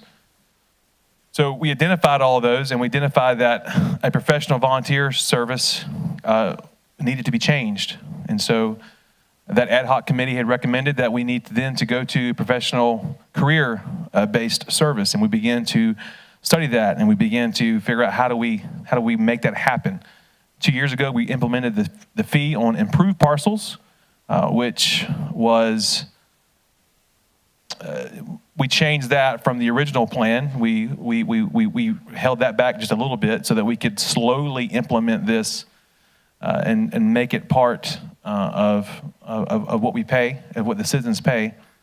And as we've heard tonight, everyone is committed to having top-notch fire service in our county. And tonight we have the opportunity to make that happen. Tonight we have the opportunity as a council to, in a county fire service, and to make sure that we have that service down the road, or make sure we have that service to us. And just to remind us that the county fire service consists of the unincorporated areas of the county that are not under Lugoff or not under the city of Camden, and also the town of Elgin. So this isn't across the board. This is also a matter where fire service has to be funded by fire service. This isn't a matter where we can have discussions about, well, let's pull from the EMS, or hey, let's pull from the recreation, or let's pull from economic development, because fire service has its own funding mechanism. Even the fire millage is rated differently than general millage. And so it's not just a matter of, hey, let's cut this or let's cut that. It's a matter of the fire service being funded has to come from the fire service. Now, there are options for FILO that you could explore, but it's my understanding that if you pull that string, then that means another string is going to come up on this side. Our EMS is funded by FILOs. And so you're still in a situation where you're pulling these strings to try to make this one better, but this string comes up short. And I think tonight, what we as council can do is send a message to our citizens and send a message to the prospective industry that's coming in here that we are committed to making sure that you have the best fire service possible. And the best fire service is not determinant on your zip code or where you live, but everyone in the county has access to it. So I would support that we support this, or I would encourage you that we support this tonight. Thank you. Other comments? Question? Yeah, Mr. Rosen. So we're raising $10 per vehicle, is that right? A fee, $10 fee per vehicle in the county? Yes, sir. And a $31 fee on improved parcels, is that right? That's not part of this ordinance, but it is part of the budget ordinance, yes, sir. Okay. So we're not voting, this has no bearing on the funding mechanism, is that what I'm understanding? What this would do is this creates the ability to put a fee on vehicles for fire. Then the budget itself would levy the amount that would be on the vehicles. Yes, sir. Okay. How much money is needed I know we went through it in budget. There were some different numbers there were different options. Where did we land? We've looked at a lot of different numbers. I apologize. Okay. Where do we land in respect to what, sir? How much money we're raising from these two fees? Just right at 4 million? Oh, I'm sorry? I think it's just right at. I thought it was 400,000. Yeah, I mean. That's the increase, yeah, but the total. Sorry, so I have like 42 different budgets here. No, I know. I get it. Got to find the right But package. this one we're raising a fee on.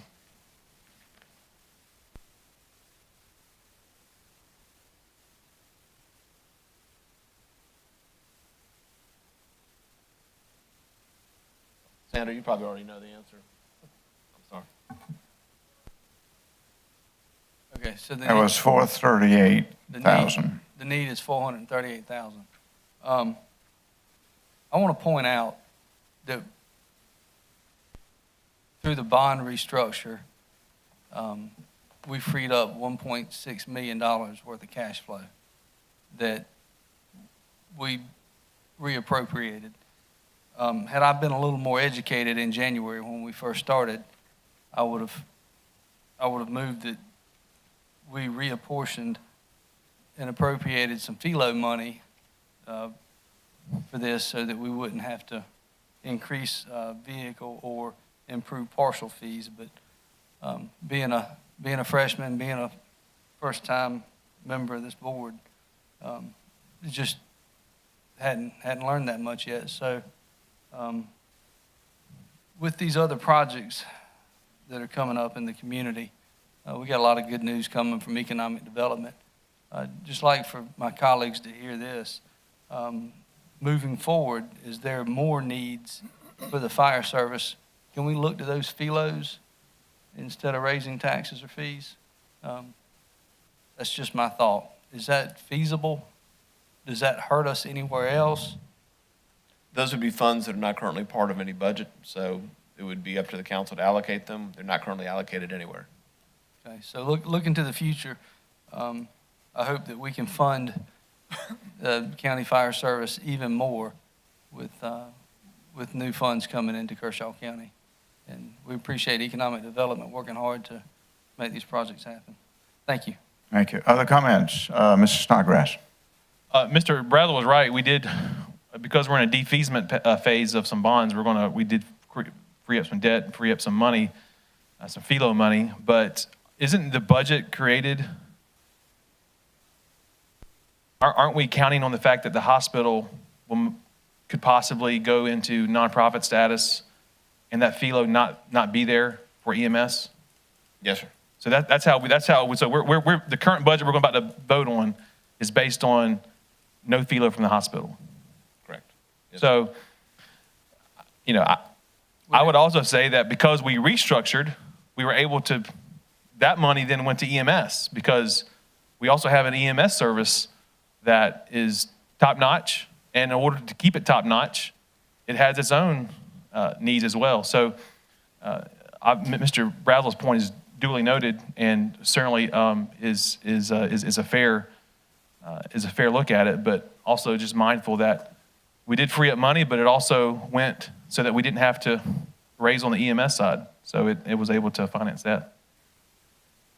Mr. Brazel, you had a question? What was the exact amount of money that we lost or We haven't lost. potentially going to lose? But I think we did receive that money for this budget cycle.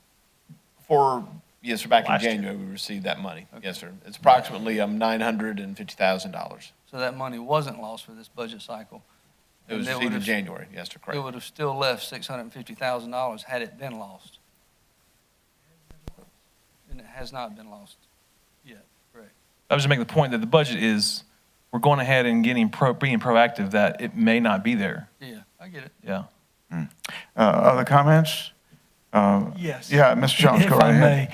Let me just tell you something. I appreciate our firemen. I've been a fireman myself, and I will not be voting for the fee because I have presented a way to fund the fire service that would pay off debt, that would generate more revenue. We could have a franchise fee.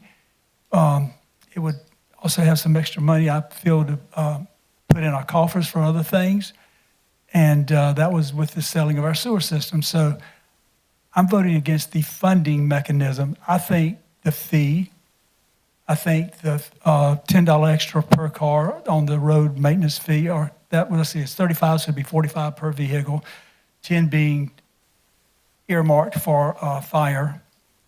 I think that, along with the doubling the fire fee that we created last year, I just don't agree with that funding. I think it's the worst time ever we could do that with the pandemic we just came out of.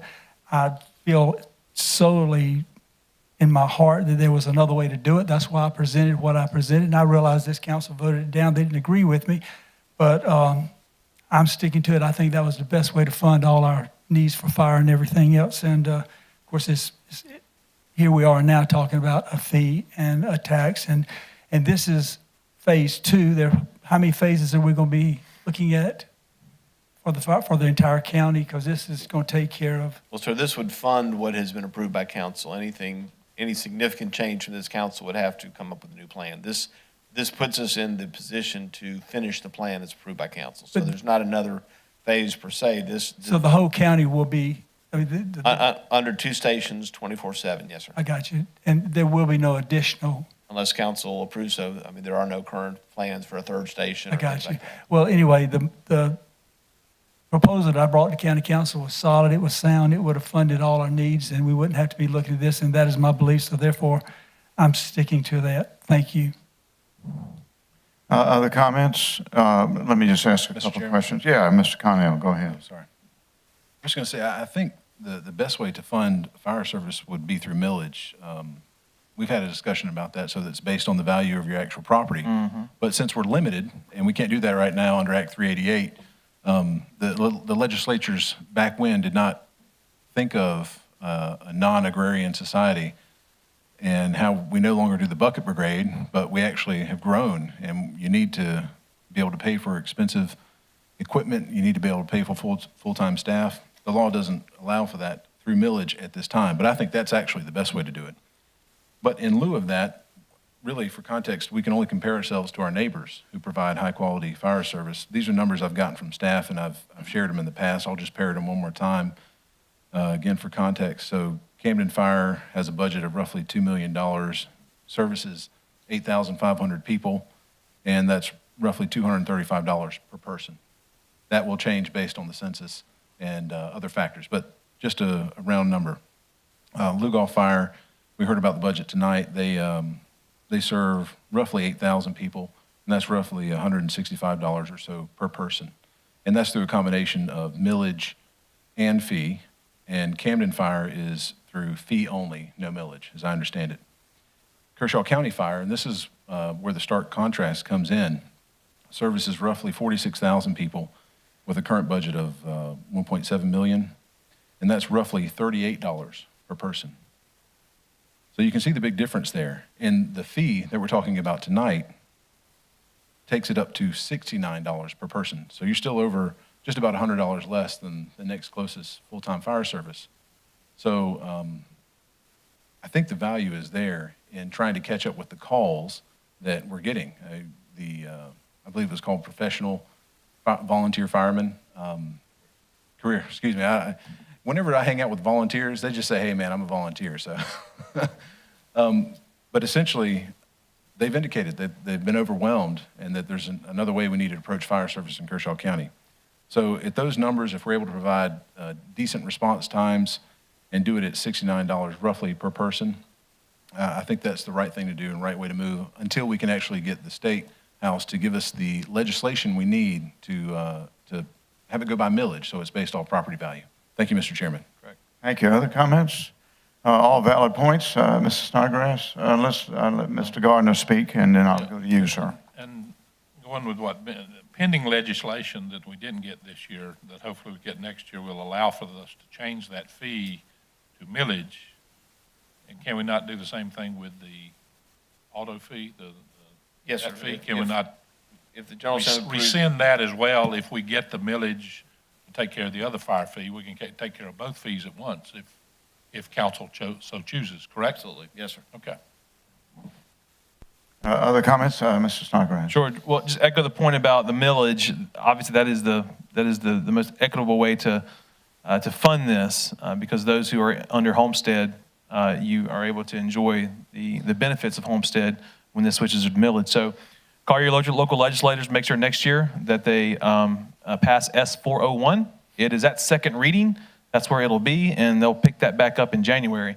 But we need to get S401 through, get over to the House side, and then we can make this switch over to millage. So Well, we've been working on this for 4 years. Can we do that? Can we do? Go ahead, Mr. Jones. I'm sorry. Mr. DeBose, can we do that, or Mr. Carpenter? Do what? What he just said. Swap out millage for a fee they let us. if the General Assembly were to pass S401 And take the cap off Act 388. just for fire in a district Just for like fire, ours. which Yes, would sir. give county council the ability to. One set- time only, though. We For couldn't do two- it every year, just one time. You'd have 2 years to exercise it What would be once. the limit that this council could do? I mean, there's no limit with it. It's just whatever is needed to reset it. What is the likelihood of 401 passing? Well, it's all the way through second reading. There's only one senator that put his name on it to stop it for third reading.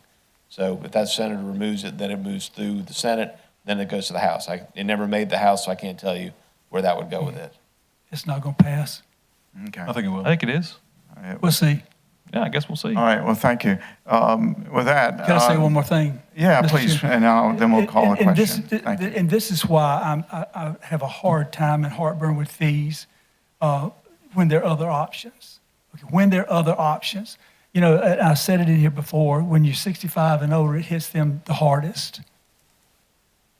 And people are paying more in fees in Kershaw County than there are taxes in some cases right now. And you know, whether I agree with Mr. Brazel or not, I'll tell you one thing, I'm very proud of him. He certainly thinks outside the box rather than tax and fee, you know, and spend. And but thank you, Mr. Brazel, for your thoughts tonight. And anyway, that's just my position. Thank you. All right, I'm going to call the question by closing it out. You get what you pay for. I would ask one quick question. Are we not building support in the rural areas of a fire station for Blaney and for Cassett? Is that correct? We're doing a fire station in Cassett, correct? Yes, sir, that is correct. So to the earlier discussion about taking care of rural, that is what we're about to do. Also, secondly, this is on structures and not on unimproved land, such as farmland and forest are not given a fee assessed against them. It's against improved structures. So with that, let's move to a vote. All those in favor signify by raising your hand. Mr. Snodgrass, Mr. Gardner, Mr. Burns, and Mr. Connell. Those opposed, please. And that's two. That's Mr. Jones and Mr. Brazel. And it passes on second reading and moves to a third reading. Item number 3 is the third reading of an ordinance to provide a budget for Kershaw County for next fiscal year. It's at tab D, page 14. It's pretty lengthy, and it's on the screen. Mr.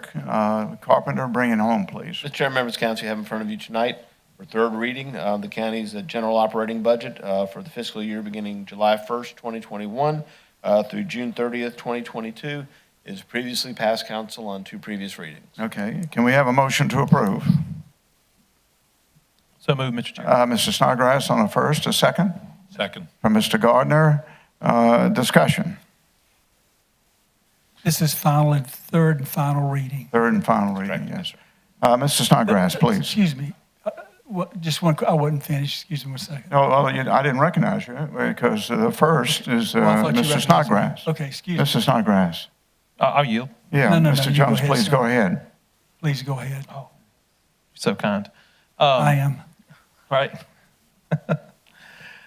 Mr. Carpenter, thank you so much for presenting, working hard on this budget, presenting us with a balanced budget. And I believe it has, based on the minutes, the employee pay rise of 432. Is that correct, that plan? Yes, sir, that's correct. All right. Very good. Mr. Carpenter, I'm remiss. I was going to ask you to do a quick summary of the major points in this budget, please, and then we'll get to a discussion. Go ahead. Thank you, Mr. Chair. Members of council, as a reminder, back in January when the council got together, goals were set to be accomplished this coming fiscal year. This budget used that to be shaped. Almost every primary goal is met in this budget. Most of our medium priorities and some effort made to address some of the low priorities are met in this budget. As has already been mentioned several times, this is a budget with a lot of moving pieces. It includes defeasance of existing debt, which means paying off debt. By doing so, that releases millage that is currently on the books being paid. The council could then appropriate, which this budget reflects it being appropriated in some different areas. As pointed out, addressing our EMS issue. Also using it to address some capital needs as far as a fire station, an EMS station, and a public works facility, and also working with the fire, helping raise their millage as much as the law allowed, and so removing around those pieces of the millage so that it kept the same millage on the books but accomplished several different goals in doing so. Yeah. Okay. Other comments, please. Mr. Connell, sir. Mr. Chairman, I have a motion.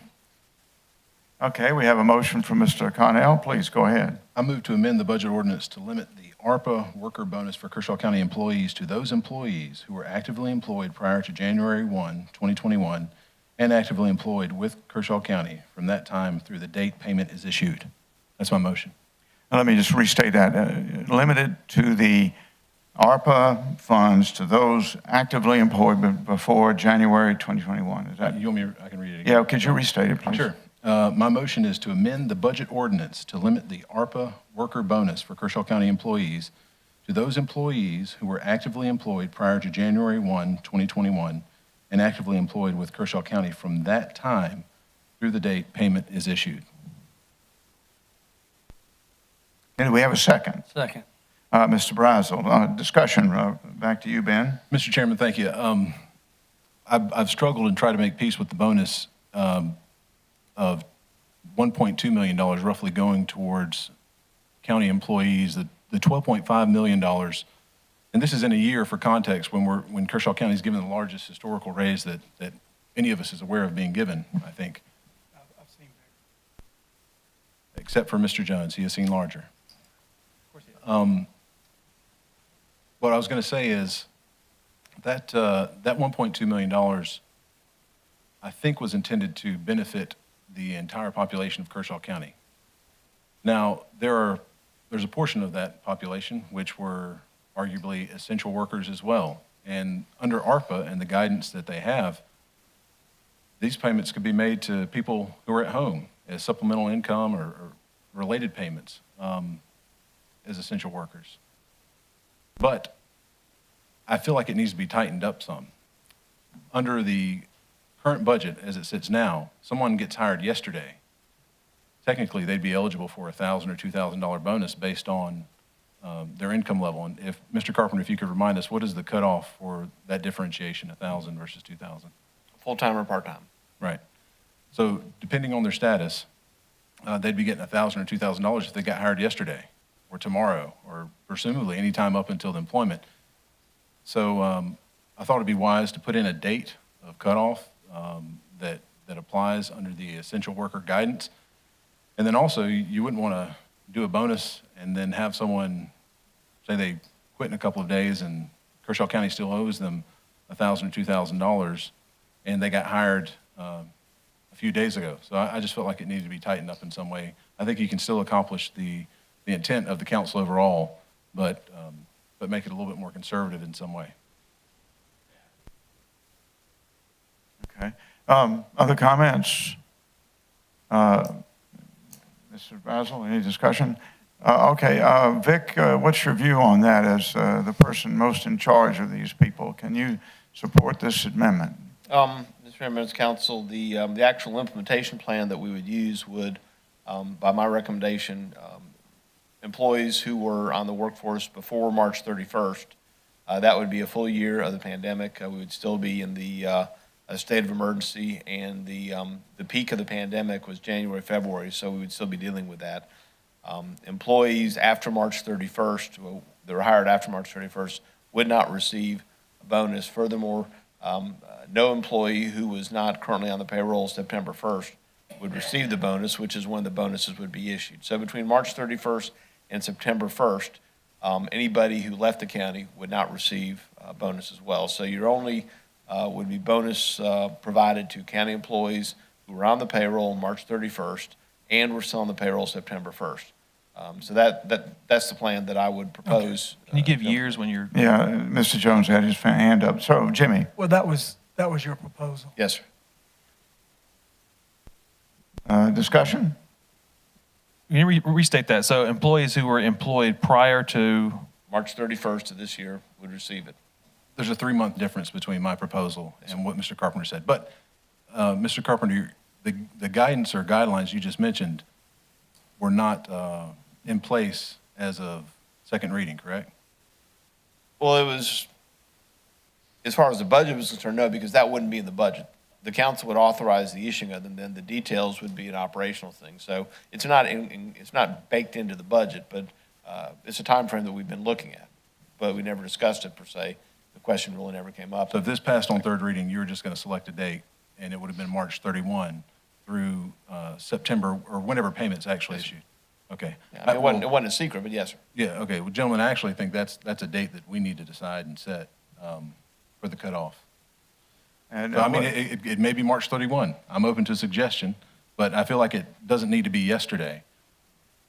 All right. Mr. Jones, please, Jimmy.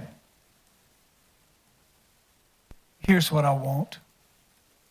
I want as many employees as possible to be taken care of this year. And that's just where I stand. Okay, other discussion? Mr. Snodgrass? Mr. Connell, will you repeat your date? My date? Your Yeah, sir. cutoff So date? it'd be folks who were actively employed prior to January 1, 2021. And then where I agree with Mr. Carpenter would be those who are actively employed from that time through September, whenever the payment's made. We don't know the exact date. It's whenever the check or payment gets made, deposited in the account. Are you willing to, you got any give on that? I mean, I know we've kind of discussed this, but honestly, I was reminded that January and February were just as tumultuous for some. Don't want to be a stick in the mud, but I think. I know, I'm not trying to get, I'm sorry, man. At that time, I think people were getting readily vaccinated, and to what extent, is there additional risk? And to Mr. Jones' point, I'd be happy to be educated on it, but if taking care of, I want to know what that means, taking care of all the employees. I'm for that as well, which is why I favored the highest raise that, at least that I'm aware of, in Kershaw County history. No. Not Kershaw County, your history, not Kershaw County's. Well, I qualified it with what I'm aware of. You can share some data with me. I'll be glad to look at it. But in a year in which we're giving the highest raise, and this is designated, I mean, we're representing to the public, this is designated for people who were exposed to a higher risk due to COVID. Yeah, I don't know, that's a date that made a lot of sense to me. Mm-hmm. Yeah, with Mr. Brazel's help, we removed the emergency ordinance at the end of March. So I believe that was, Vic, was that your motivation, that we were in emergency conditions up through the end of March? Yes, sir. Yeah. Well, Mr. Chairman, Go ahead. I was going to say, in fairness, this council has also instituted mask ordinances that apply to just this room.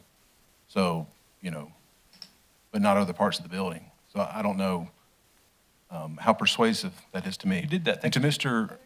Yeah, you made To Mr. Carpenter's credit, he's had to make some tough decisions on this, because this, by implication, just so we know, would mean that employees that perhaps thought about retiring prior to September 2021, whenever the payment would be issued, even if they worked through 2020 when the risk was said to be highest, may not be eligible for the bonus because they retire earlier. They might have to adjust their retirement plan. So that's a very tough decision, and I credit you for having to make that. But we have to pick some lines and cut it off if we're going to stick with what the rationale of ARPA is.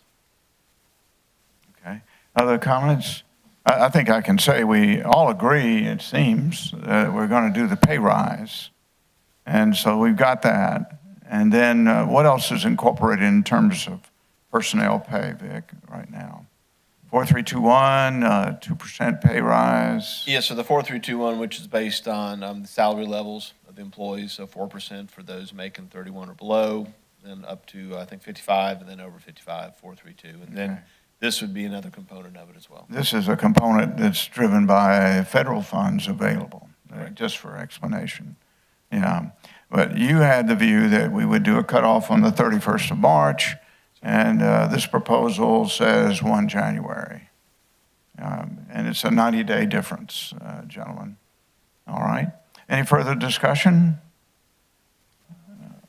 Go ahead, please. I just say, Mr. Connell, I really appreciate where you're coming from, but I mean, I know January and February we just saw some tough numbers, and as I'm sitting here, I feel like the logic, if you think about it, the logic may be to let it run from emergency ordinance beginning to emergency ordinance ending.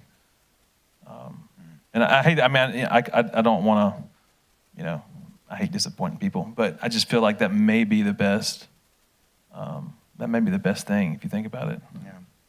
Mr. Snodgrass, I'm not disappointed at all. Actually, I didn't think I'd get anything necessarily until I started bringing this up a few weeks ago after our last budget meeting or council meeting when we were voting on the budget. And I said, this does not feel right. Folks should not be getting a bonus if they got hired yesterday. And we're representing to the public that you're exposed to increased risk for COVID, but you got hired yesterday. Doesn't make any sense. Yeah. So I'm excited, actually, that the conversation has led to a policy that is now being implemented that will at least align the funds that are being given as bonuses with what the law states and allows. So, yeah, Jimmy, please. So this wasn't your intent at first? That's why we just reading? never had this discussion prior. I mean, the issue before was focused on should we give bonuses to employees? And so my discussion with council was explaining what the employees of this county have been through, explaining why they were appropriate to receive and why every employee was appropriate to receive. So when I use every employee, it wasn't a cutoff date in the sense. It was every employee, whether they're public safety, whether they're clerks in the courthouse, whether they're convenience center employee, every employee. So I wasn't using that, but we never really discussed dates at that point, so I never got into it. But it was always my intention to have a cutoff date and to have a date when it would be issued. And we always, Sandra and I have been talking since this came out, that we would not be able to issue anything till September for a variety of reasons. So there's always been dates that we've been discussing, but it was never something that was discussed openly in public, and I didn't bring it up. Perhaps I should have, but I didn't.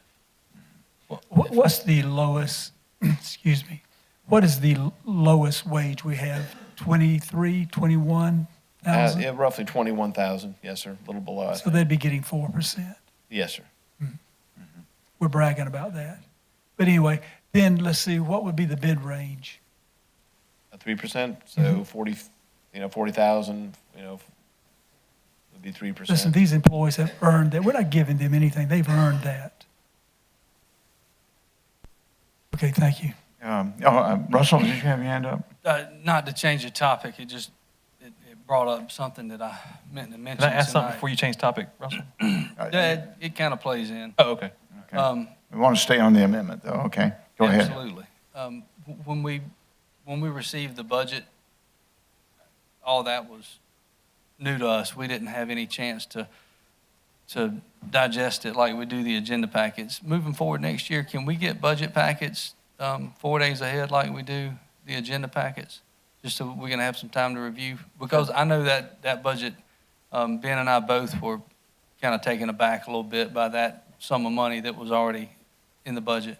I would remind council, absolutely, Mr. Browse, I would just remind council that we didn't find out information on that ourselves at first reading. It was title only, but we didn't have it ourselves. We didn't start getting the basic guidance till May 10th, and May 25th is when we started getting enough guidance so we could really look at it. So information for us was non-existent as well. But absolutely, your point is well taken. Yes, Yeah, absolutely. Gives us some time to warm up to it, that's all. Yes, sir. Yeah, absolutely. But this has been an unusual year. Over to you, David. Just real quick, just give the county administrator benefit of the doubt that this legislation was passed in March, this ARPA, is that right? And so in the wisdom in the federal government, they pass things and they figure it out later. That's just kind of how they roll.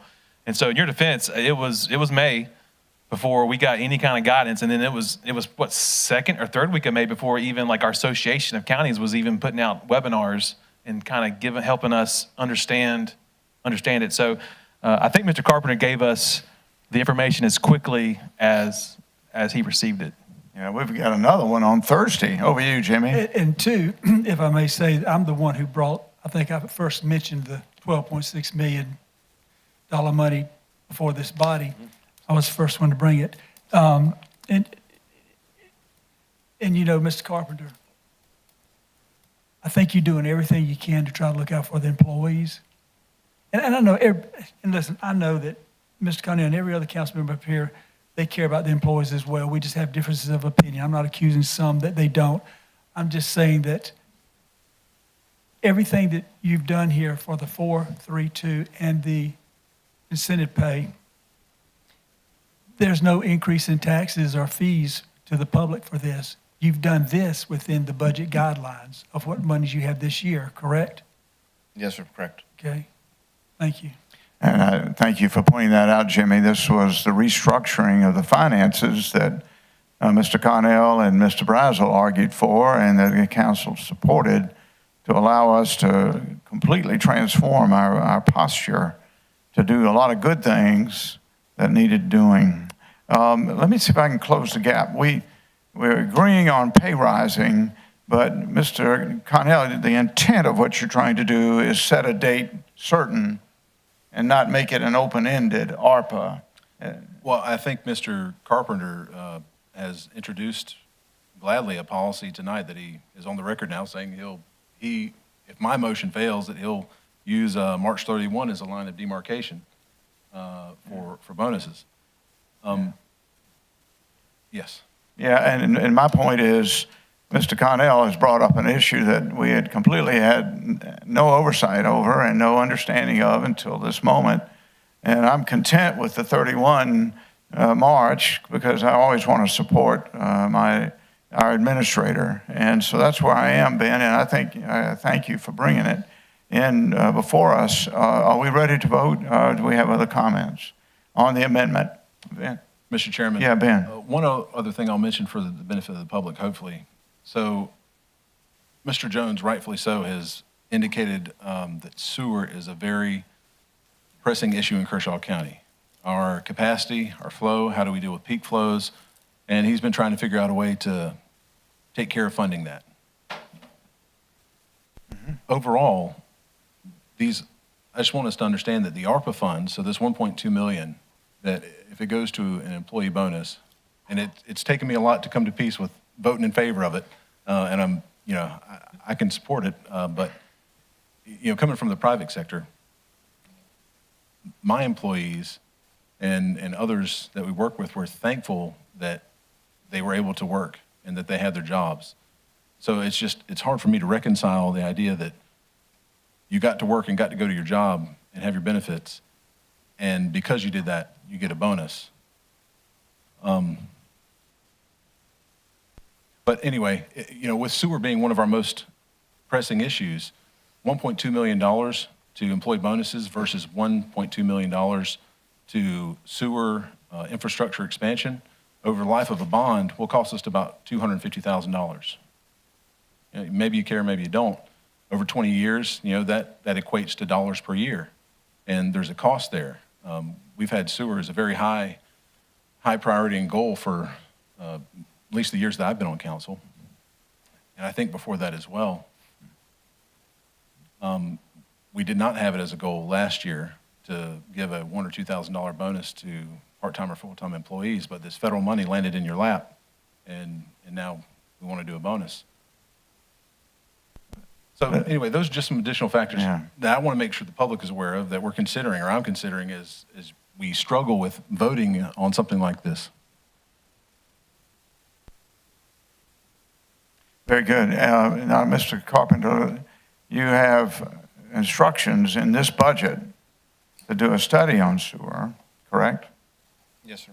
Very good, and that's going to be funded with a small line item in there. So we'll do a study on the sewer, as Mr. Brazel has suggested, and then aggressively move forward in the coming year once we have better information on ARPA money as to whether that can or cannot be used in sewer. Is that one of the items we're looking at? Yes, sir. Sewer is one of the areas that is probably has the easiest use of It's ARPA qualified. funds. Oh, sorry. Yeah. So we have double-digit money in the millions, around $10, $11 million remaining after this to apply if it becomes the will of this body and if it's acceptable within the laws and regulations we have from the federals to apply fixes to the sewer company. Is that correct? Yes, sir, that'd be correct. So I'm having trouble, Ben, honestly, to say this small amount of money would be needed for the larger amount of money that might otherwise be available. Yeah, Mr. Jones. Mr. Burns, you and I are on the same page.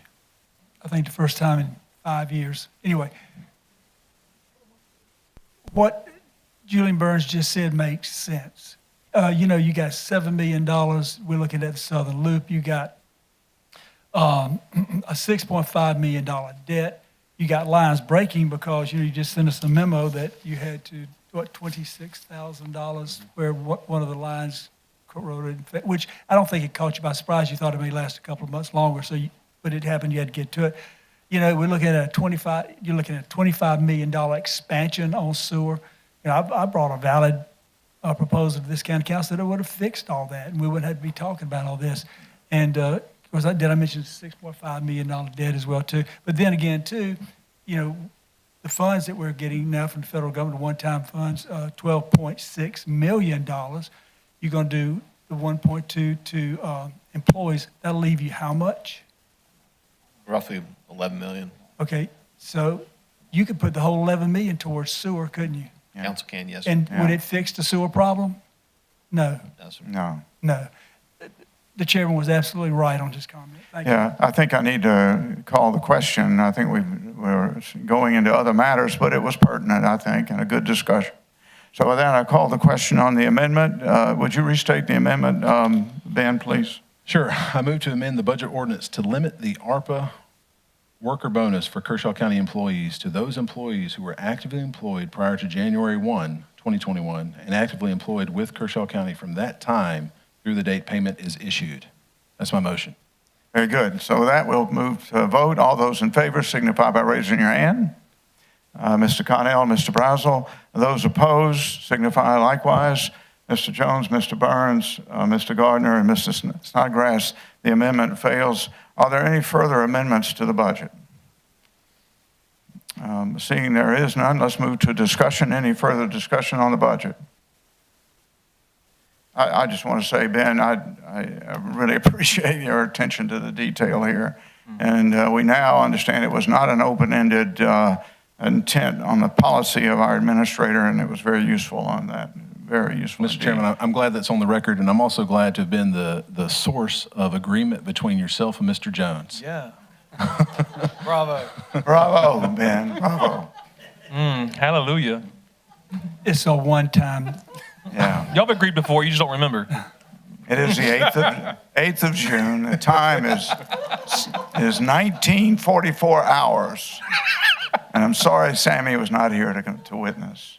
Let me also say, I think what I'll say last time on the second reading, this has been a masterful restructuring of the finances of this county. Masterful. It has been complex, made more complex by the sudden arrival of the federal assistance, like Sherman's army nearly, but at least they're coming with money. And we still don't understand what we have here.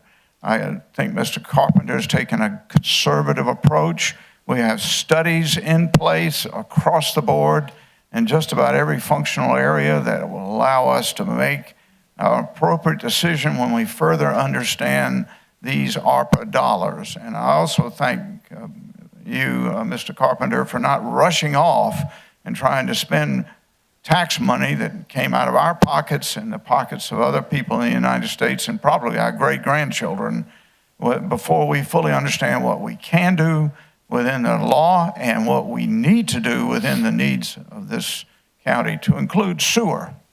And it's been a constant matter of discussion. With that, I call the question. All those in favor of the budget on its third reading so signify by raising your hand. Mr. Snodgrass, Mr. Gardner, Mr. Burns, and Mr. Connell. And those opposed, please. Mr. Jones and Mr. Brazel. And the budget is approved. With that, we move to the next item, which is new business. Health Services District at tab E. It's at page 31. It's on the board, but I'm going to ask you to go to the next page if you can. Is it possible? Yeah, that's it. That's page 32. Gentlemen, I just put that up there to say thank you to the Health Services District, to our attorneys, Mr. Morgan and Mr. DeBose, especially to our good friend Chairman Ogburn, and to you members, especially the council members here, for having a full slate of people next time we meet. We will proceed, as Mr. Jones and I discussed, starting in seat number 1, going through seat number 7. And then we'll put nominations, Jimmy, as I get the word right? Correct. For the 2 at-large seats, and then we'll proceed to vote on those 2 seats. We have a total of 13 names. All of the current serving members of the Health Services District reapplied, as they were required to do, with a fresh start. And recognizing that the statute and the way Miss Mary has laid this out, Mary, thank you, we will be able to vote in such a way that we will stagger these in 2, 4, and 6-year blocks so that we will not have anybody rotating on or off in the future. Well, that's the theory. So we won't lose the entire board at one time. Any discussion on this or any guidance to me before we go in? Ben? The allocation of 2, 4, and 6-year blocks falls where? In the statute, I don't know if I can see it up there. I don't see it on the chart, and I can't Yeah, recall maybe from we the can statute. change the chart, Mary, on the next time around so everybody understands. Yeah, that'll be done. There's a memo I passed out, I'm sure nobody read, that carried forward the statute, but I tell you what, Mary, we'll make sure everybody understands it, and we'll be straight, okay? Thanks. Because it's by statute, by seat, and the seats line up by district 1 through 6, but seats 7, 8, and 9 do not. Number 7 belongs to the chairman to appoint at large, and then the 8 and 9 are also at large, okay? So we're going to use the word seat. This is Mr. DeBose's finest hour in writing seats and districts, okay? So with that, I think that's well understood. Mary, that's a great fix from Ben. Thank you, sir. And if you want to, I'll send you a copy of my learned memo. But I think this chart alone will do it, Mary, don't you? Yeah, good idea. Mary worked very hard on this. Just FYI, it's in the previous agenda. Okay. Item number 2 on the new business there's no attachment. It belongs to Mr. Jones. Jimmy, would you bring it forward, please? I sure would, Julian. Listen, I'd like to make a motion that this county council instruct the administrator and the county attorney to, let's go ahead and have an advisory referendum dealing with the fees that we're going to generate for the fire service. Okay, is there a second? There is no second, so the motion fails, and so we'll move to the next item on the agenda. Thank you, Mr. Chairman. Thank you, members of the council. Thank you, Mr. Jones. We move to council briefings. We'll start with you, Russell, please, sir. Oh, where do we begin? It's been a lot to think about. I had absolutely no time to think about council briefings. Thanks for everything that the firemen do. I hope that my vote of not supporting the way we're funding it reflects my attitude towards you guys. I really appreciate what y'all are doing in the rural fire districts. Look forward to finding new ways to fund you guys even better. As Chris put it, I guess you guys have really been overlooked for some years that I hadn't been here. I've been here for 5 months. And I made a promise in my campaign that I wouldn't vote for any tax increase or any fee increase, and I'm gonna make good on that to the people that voted for me. So that was the reason for my vote, and I spent a lot of time looking for other options, and really more than you know, even as much as waking up first thing in the morning and it being on my mind. Because at heart, I'm a problem solver, okay? And I want to solve a problem, and I want to come up with a solution. But when the only solution is to raise taxes, I just can't make Brazel synonymous with tax increase. And I hope you can understand that. I hope you can appreciate that. That's just who I am. But we will, I'm not putting anybody down that voted for it. They worked very hard. This was a solution that worked, and I hope that through volunteers and maybe some funding, through the money we receive from the federal government, that we can help buy equipment. I hope that we can do things together. And I know that Sheriff Jim Matthews had a kind of a fundraising nonprofit, Lee. What's the name of it? It's a foundation. The Sheriff's Foundation. The Sheriff's Foundation. I don't know if that's something we can do for fire service as well, to have philanthropy and fundraisers for different needs that we can't fund. I think that's always, there's a lot of folks in the community that are able to give and help support. And it takes reaching out and doing what they did. I know Lee bragged on Jim for doing that and starting that. I'd like to be a part of that if that's something that is started in y'all's department. But with that being said, thanks for being here. It's been a long meeting. Mr. Connell. Thanks, Mr. Chairman. Council members, thanks for hearing me out tonight. Two things I wanted to share. I had the splash pad ribbon cutting recently. It was outstanding. They're leading to, that in part, and combined with the outdoor pool, is leading to record memberships this upcoming summer. And the kids were out there already having a good time. And Lady Demons, that was such a highlight. I mean, perhaps one of the highlights beyond recognizing Patrick Payne and what he did in winning the Medal of Honor coming out of Lugoff-Elgin High School and being on the wrestling team. That's probably right up there in special moments serving on county council. I have great hope for the future as I looked into those young ladies' eyes and saw how they were team players and they work hard for each other and they've humbled themselves enough to listen to coaches and parents and excel. And I hope we can all take a little bit of that with us as we go into the next couple of weeks before we meet again. Thank you, Mr. Chairman. Yeah. Mr. Jones, Jimmy. Thank you, Mr. Chairman, members of County Council. Yeah, shout outs to our state champions. We're very proud of them, and I think we showed that tonight. And they'll carry that with them the rest of their lives. Also, a big shout out for all of public safety. We all support our public safety. Appreciate the job everybody does. I do have some comments I want to make, and it's pertaining to the last county council meeting. It was said at the last county council meeting, it was said that a council member made the comment that he didn't want our sewer system to run or be controlled by people that were out of our county or out of our state. This councilman also mentioned the Scana and Santee Cooper debacle at the VC Summer nuclear plant, and also credited the sewer system for the renewed interest of industrial prospects in Kershaw County. Of course, another one of my colleagues on county council spoke about the potential for the unconstrained growth and wanted to keep Kershaw County rural. And of course, I'll be addressing that in just a few minutes. But let me talk about out-of-area control. This is just how I feel about it. Do you ever, and when I say do, I'm speaking to county council, do you ever wonder what the sewer customers in West Watery think about having people who are not affiliated with the sewer system determining its future? And how many members of council are customers of the county sewer system where they live?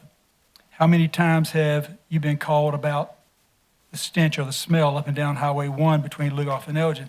I've been at a football game, and Stephen Smoke would be at the Camden game, and I'd call him up and say, you need to come over here to West Watery and see what we're having to live with. And how long ago was it when you heard about the capacity problem? Did you ever know any of this was a problem? Did the sewer system ever cross your mind before the possibility of the cell was mentioned? Would you call it out of sight, out of mind? Could it be said the whole of the county council on the sewer system is the equivalent to the out-of-area control, which you are so quickly to mention? Scana and Santee Cooper. A lot of people are quick to mention Scana.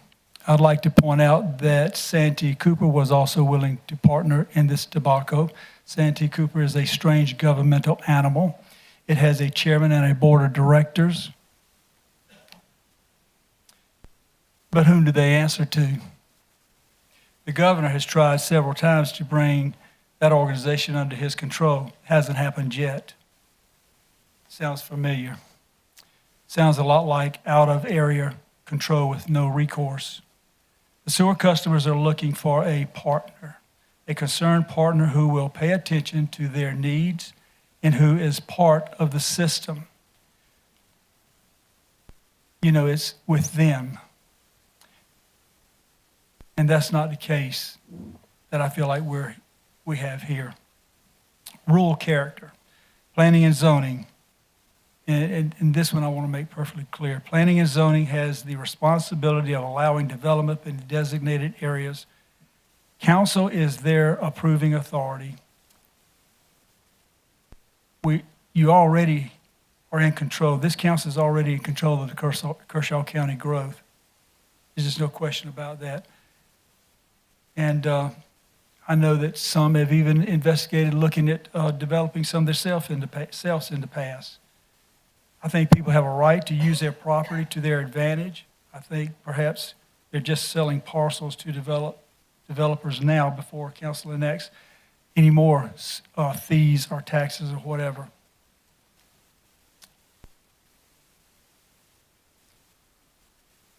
I think we all know this, but I'm going to say it. People are listening to me. They're listening to you on this county council. They're watching what I do. They're watching what we do on county council. And those are just some of my thoughts. And Mr. Chairman, I'd like to thank you and thank the members of the council for this time. Thank you. Mr. Snodgrass. Sure. Mr. Chair, members of council, try to be brief and cover some highlights I think we are seeing coming out of this budget. So I'll kind of start serious and we'll end on a light note. Excited about where we're going with our fire service. We've all concerned about there being an equal distribution of investment in our county, not just one area over the other. Looking forward to a Cassett fire station that, because of where that property is it'll be the keystone, the center point of that great Cassett community. And looking forward to that being a place where 24-hour service is dispatched. And also want to remind people that what we did tonight was a fundamental shift in our fire service. It wasn't a turn of the screwdriver or a tap of the hammer. It wasn't throwing those guys some more money so they can go buy some new toys, some new red trucks because that's what they want. We made a fundamental shift from professional volunteers to professional career firefighters in a growing county that is moving beyond what is rural and continually moving into the new century. We're just 21 years late, And so that's what we did tonight. We took a fire service that was trying to operate under 10.6 mils and move them into the ability to operate a professional career fire service. And I want to make sure that we are mindful of that the fire service is in the midst of making a transformational shift. Not just throwing money at it, not just giving them a wish list, but a fundamental shift. And this is what I know when my home in Valley Park, should my home in Valley Park catch on fire, I know that they'll tone it. The guys from Shepherd will show up. Other guys will show up. And guess what? They're not going to get there and let's say, hey, let's vote and see whether or not we should do this or not. They're going to take care of the fire because of our leadership and giving them direction. And I'm thankful for that. Also thankful for the budget that is going to give Mr. Conley some direction with our planning and zoning department to begin to address woeful concerns that we've always had in East Camden with Highway 1. As we have met with our DOT partners for the last 2 years, and they have told us things that we need to have to bring to the table in order for them to begin to take a look at the issues around Jackson School, going out to the airport, and even closer in the town. This budget puts things in motion for us as a county to begin to take a look at that and to instruct the planning department to start those things. And I'm really excited about that. I look forward to the day when I don't have to use the fast lane to get all the way home when it's raining. And I know many of you who live out there are looking for that day too. That day's coming. I'm not coming tomorrow, but we're heading that direction closer than we were yesterday. And also want to say kudos to Mr. Shane, Recreation Director. Had an innovative idea to start adult kickball league. And I'm happy to say I joined a team, and we're 1-0 now in the Kershaw County Adult Kickball League. My knee's still kind of hurt from that. But Shane, thanks so much. Very innovative. Recreation is an ever-changing thing. It's a moving target. And I think things like, fun things like a kickball league is just kind of the innovation that we need. It's a great equalizer. You go out there thinking that you're going to boot it over the fence. And then when you just pop it straight up to the pitcher. And so it's a humbling experience. Thank you, Shane. Thanks, guys. Appreciate it. Mr. Gardner? Yeah, just a couple of comments on the budget. I'd like to thank Mr. Carpenter, Ms. Brown, all the staff, all council that put this budget together. probably not perfect, but I think it's a good one. I think 2 points stand out to me. Number one is that we're taking care of our employees. Our employees are our most important asset in the county. I think they're what makes Kershaw County the great place that it is. And I think we've done a very good job in taking care of them with this budget. The other part is the fire service and fees that we're implementing or moving that along, a promise that we made when we had the ad hoc committee a few years ago that we were going to move fire service ahead. We're still crawling in that, but one day we're going to get up and run with it. But I think these fees that we are imposing are a way, a funding bridge, if you will, until we can get millage. That will be a fair process and a better process that we can fund that. So those are the two takes that I have on the budget that I think are very good, and I think they're going to be fruitful in the future. Again, congratulations to the LE softball team. That is a great achievement that, it doesn't happen a lot. I was fortunate to play on the state championship team, and it's nothing like it. And you will forever be known as a champion. So that is so good, and hopefully we'll see some others in the county. Thank you. Okay, to close out, first of all, Mary, thanks for your help on writing that Lady Demon proclamation. That was the easiest one you and I have ever had to write, wasn't it? In fact, we wrote it before they even won the championship, didn't we, Mary? That's the nature of this county, is we know we're going to win. We start out with a winning attitude. We don't set out to act like we haven't been in the end zone before or on the home plate. Transformative budget, we've talked about that a great deal. I'll come back to that in a minute. We're now moving forward with where we're going to move forward to, and that's the rewrite of Vision 2030. With the support in this budget, there is money for us to reconsider, reimagine, and to move forward on the Vision 2030. On the 17th of June, thank you, Ben, there will be a meeting at Blaney Elementary School for that quadrant of the county. They'll then do North Central High School and that quadrant of the county on the 21st of June. Jimmy, we got to get you a date to do the one in the Lugoff area with you and Russell. We'll get that to you in short time. But if you have an idea about where you want our county to go and where you don't want it to go, come to that meeting. There'll be flyers passed out. Fourth, I would ask to consider, Vic, if you could pass this. Oh, there's Shane. I think we need to take a look at the rec committee priorities. Me and Jimmy went through that some years ago, and thanks to Ben recently looking at the lights at KC West, and then a phone call that David Snodgrass got on Woodward Field. There's a whole bunch of new stuff. And then widely discussed is a splash pad west of the Wateree, and then something around Pine Grove. So I'd like just to have, before we have another budget cycle, Shane, Vic, a second look at the priorities that are in that document, because a lot's been done and some new stuff needs to be done. And I'm sure the county would want to see those, county council would want to see those priorities at some point. Fifth point has to do with moral courage. If you're somebody that can tell somebody else to do something, and you're the one that controls the funds that those people would have to do that, and you don't allow them to do it, that's the kind of job I'd like to have. It's called an unfunded mandate, and we at this county council live with unfunded mandates across the board. Two of them have been a source of a lot of energy here today, EMS and fire. And the root cause of our difficulty is a lack of authority to do what we need to do and what we have been told to do by the State House. And the solution rests in the State House, in my judgment, and they need to get on board with giving us the means to do what they have told us we must do by law.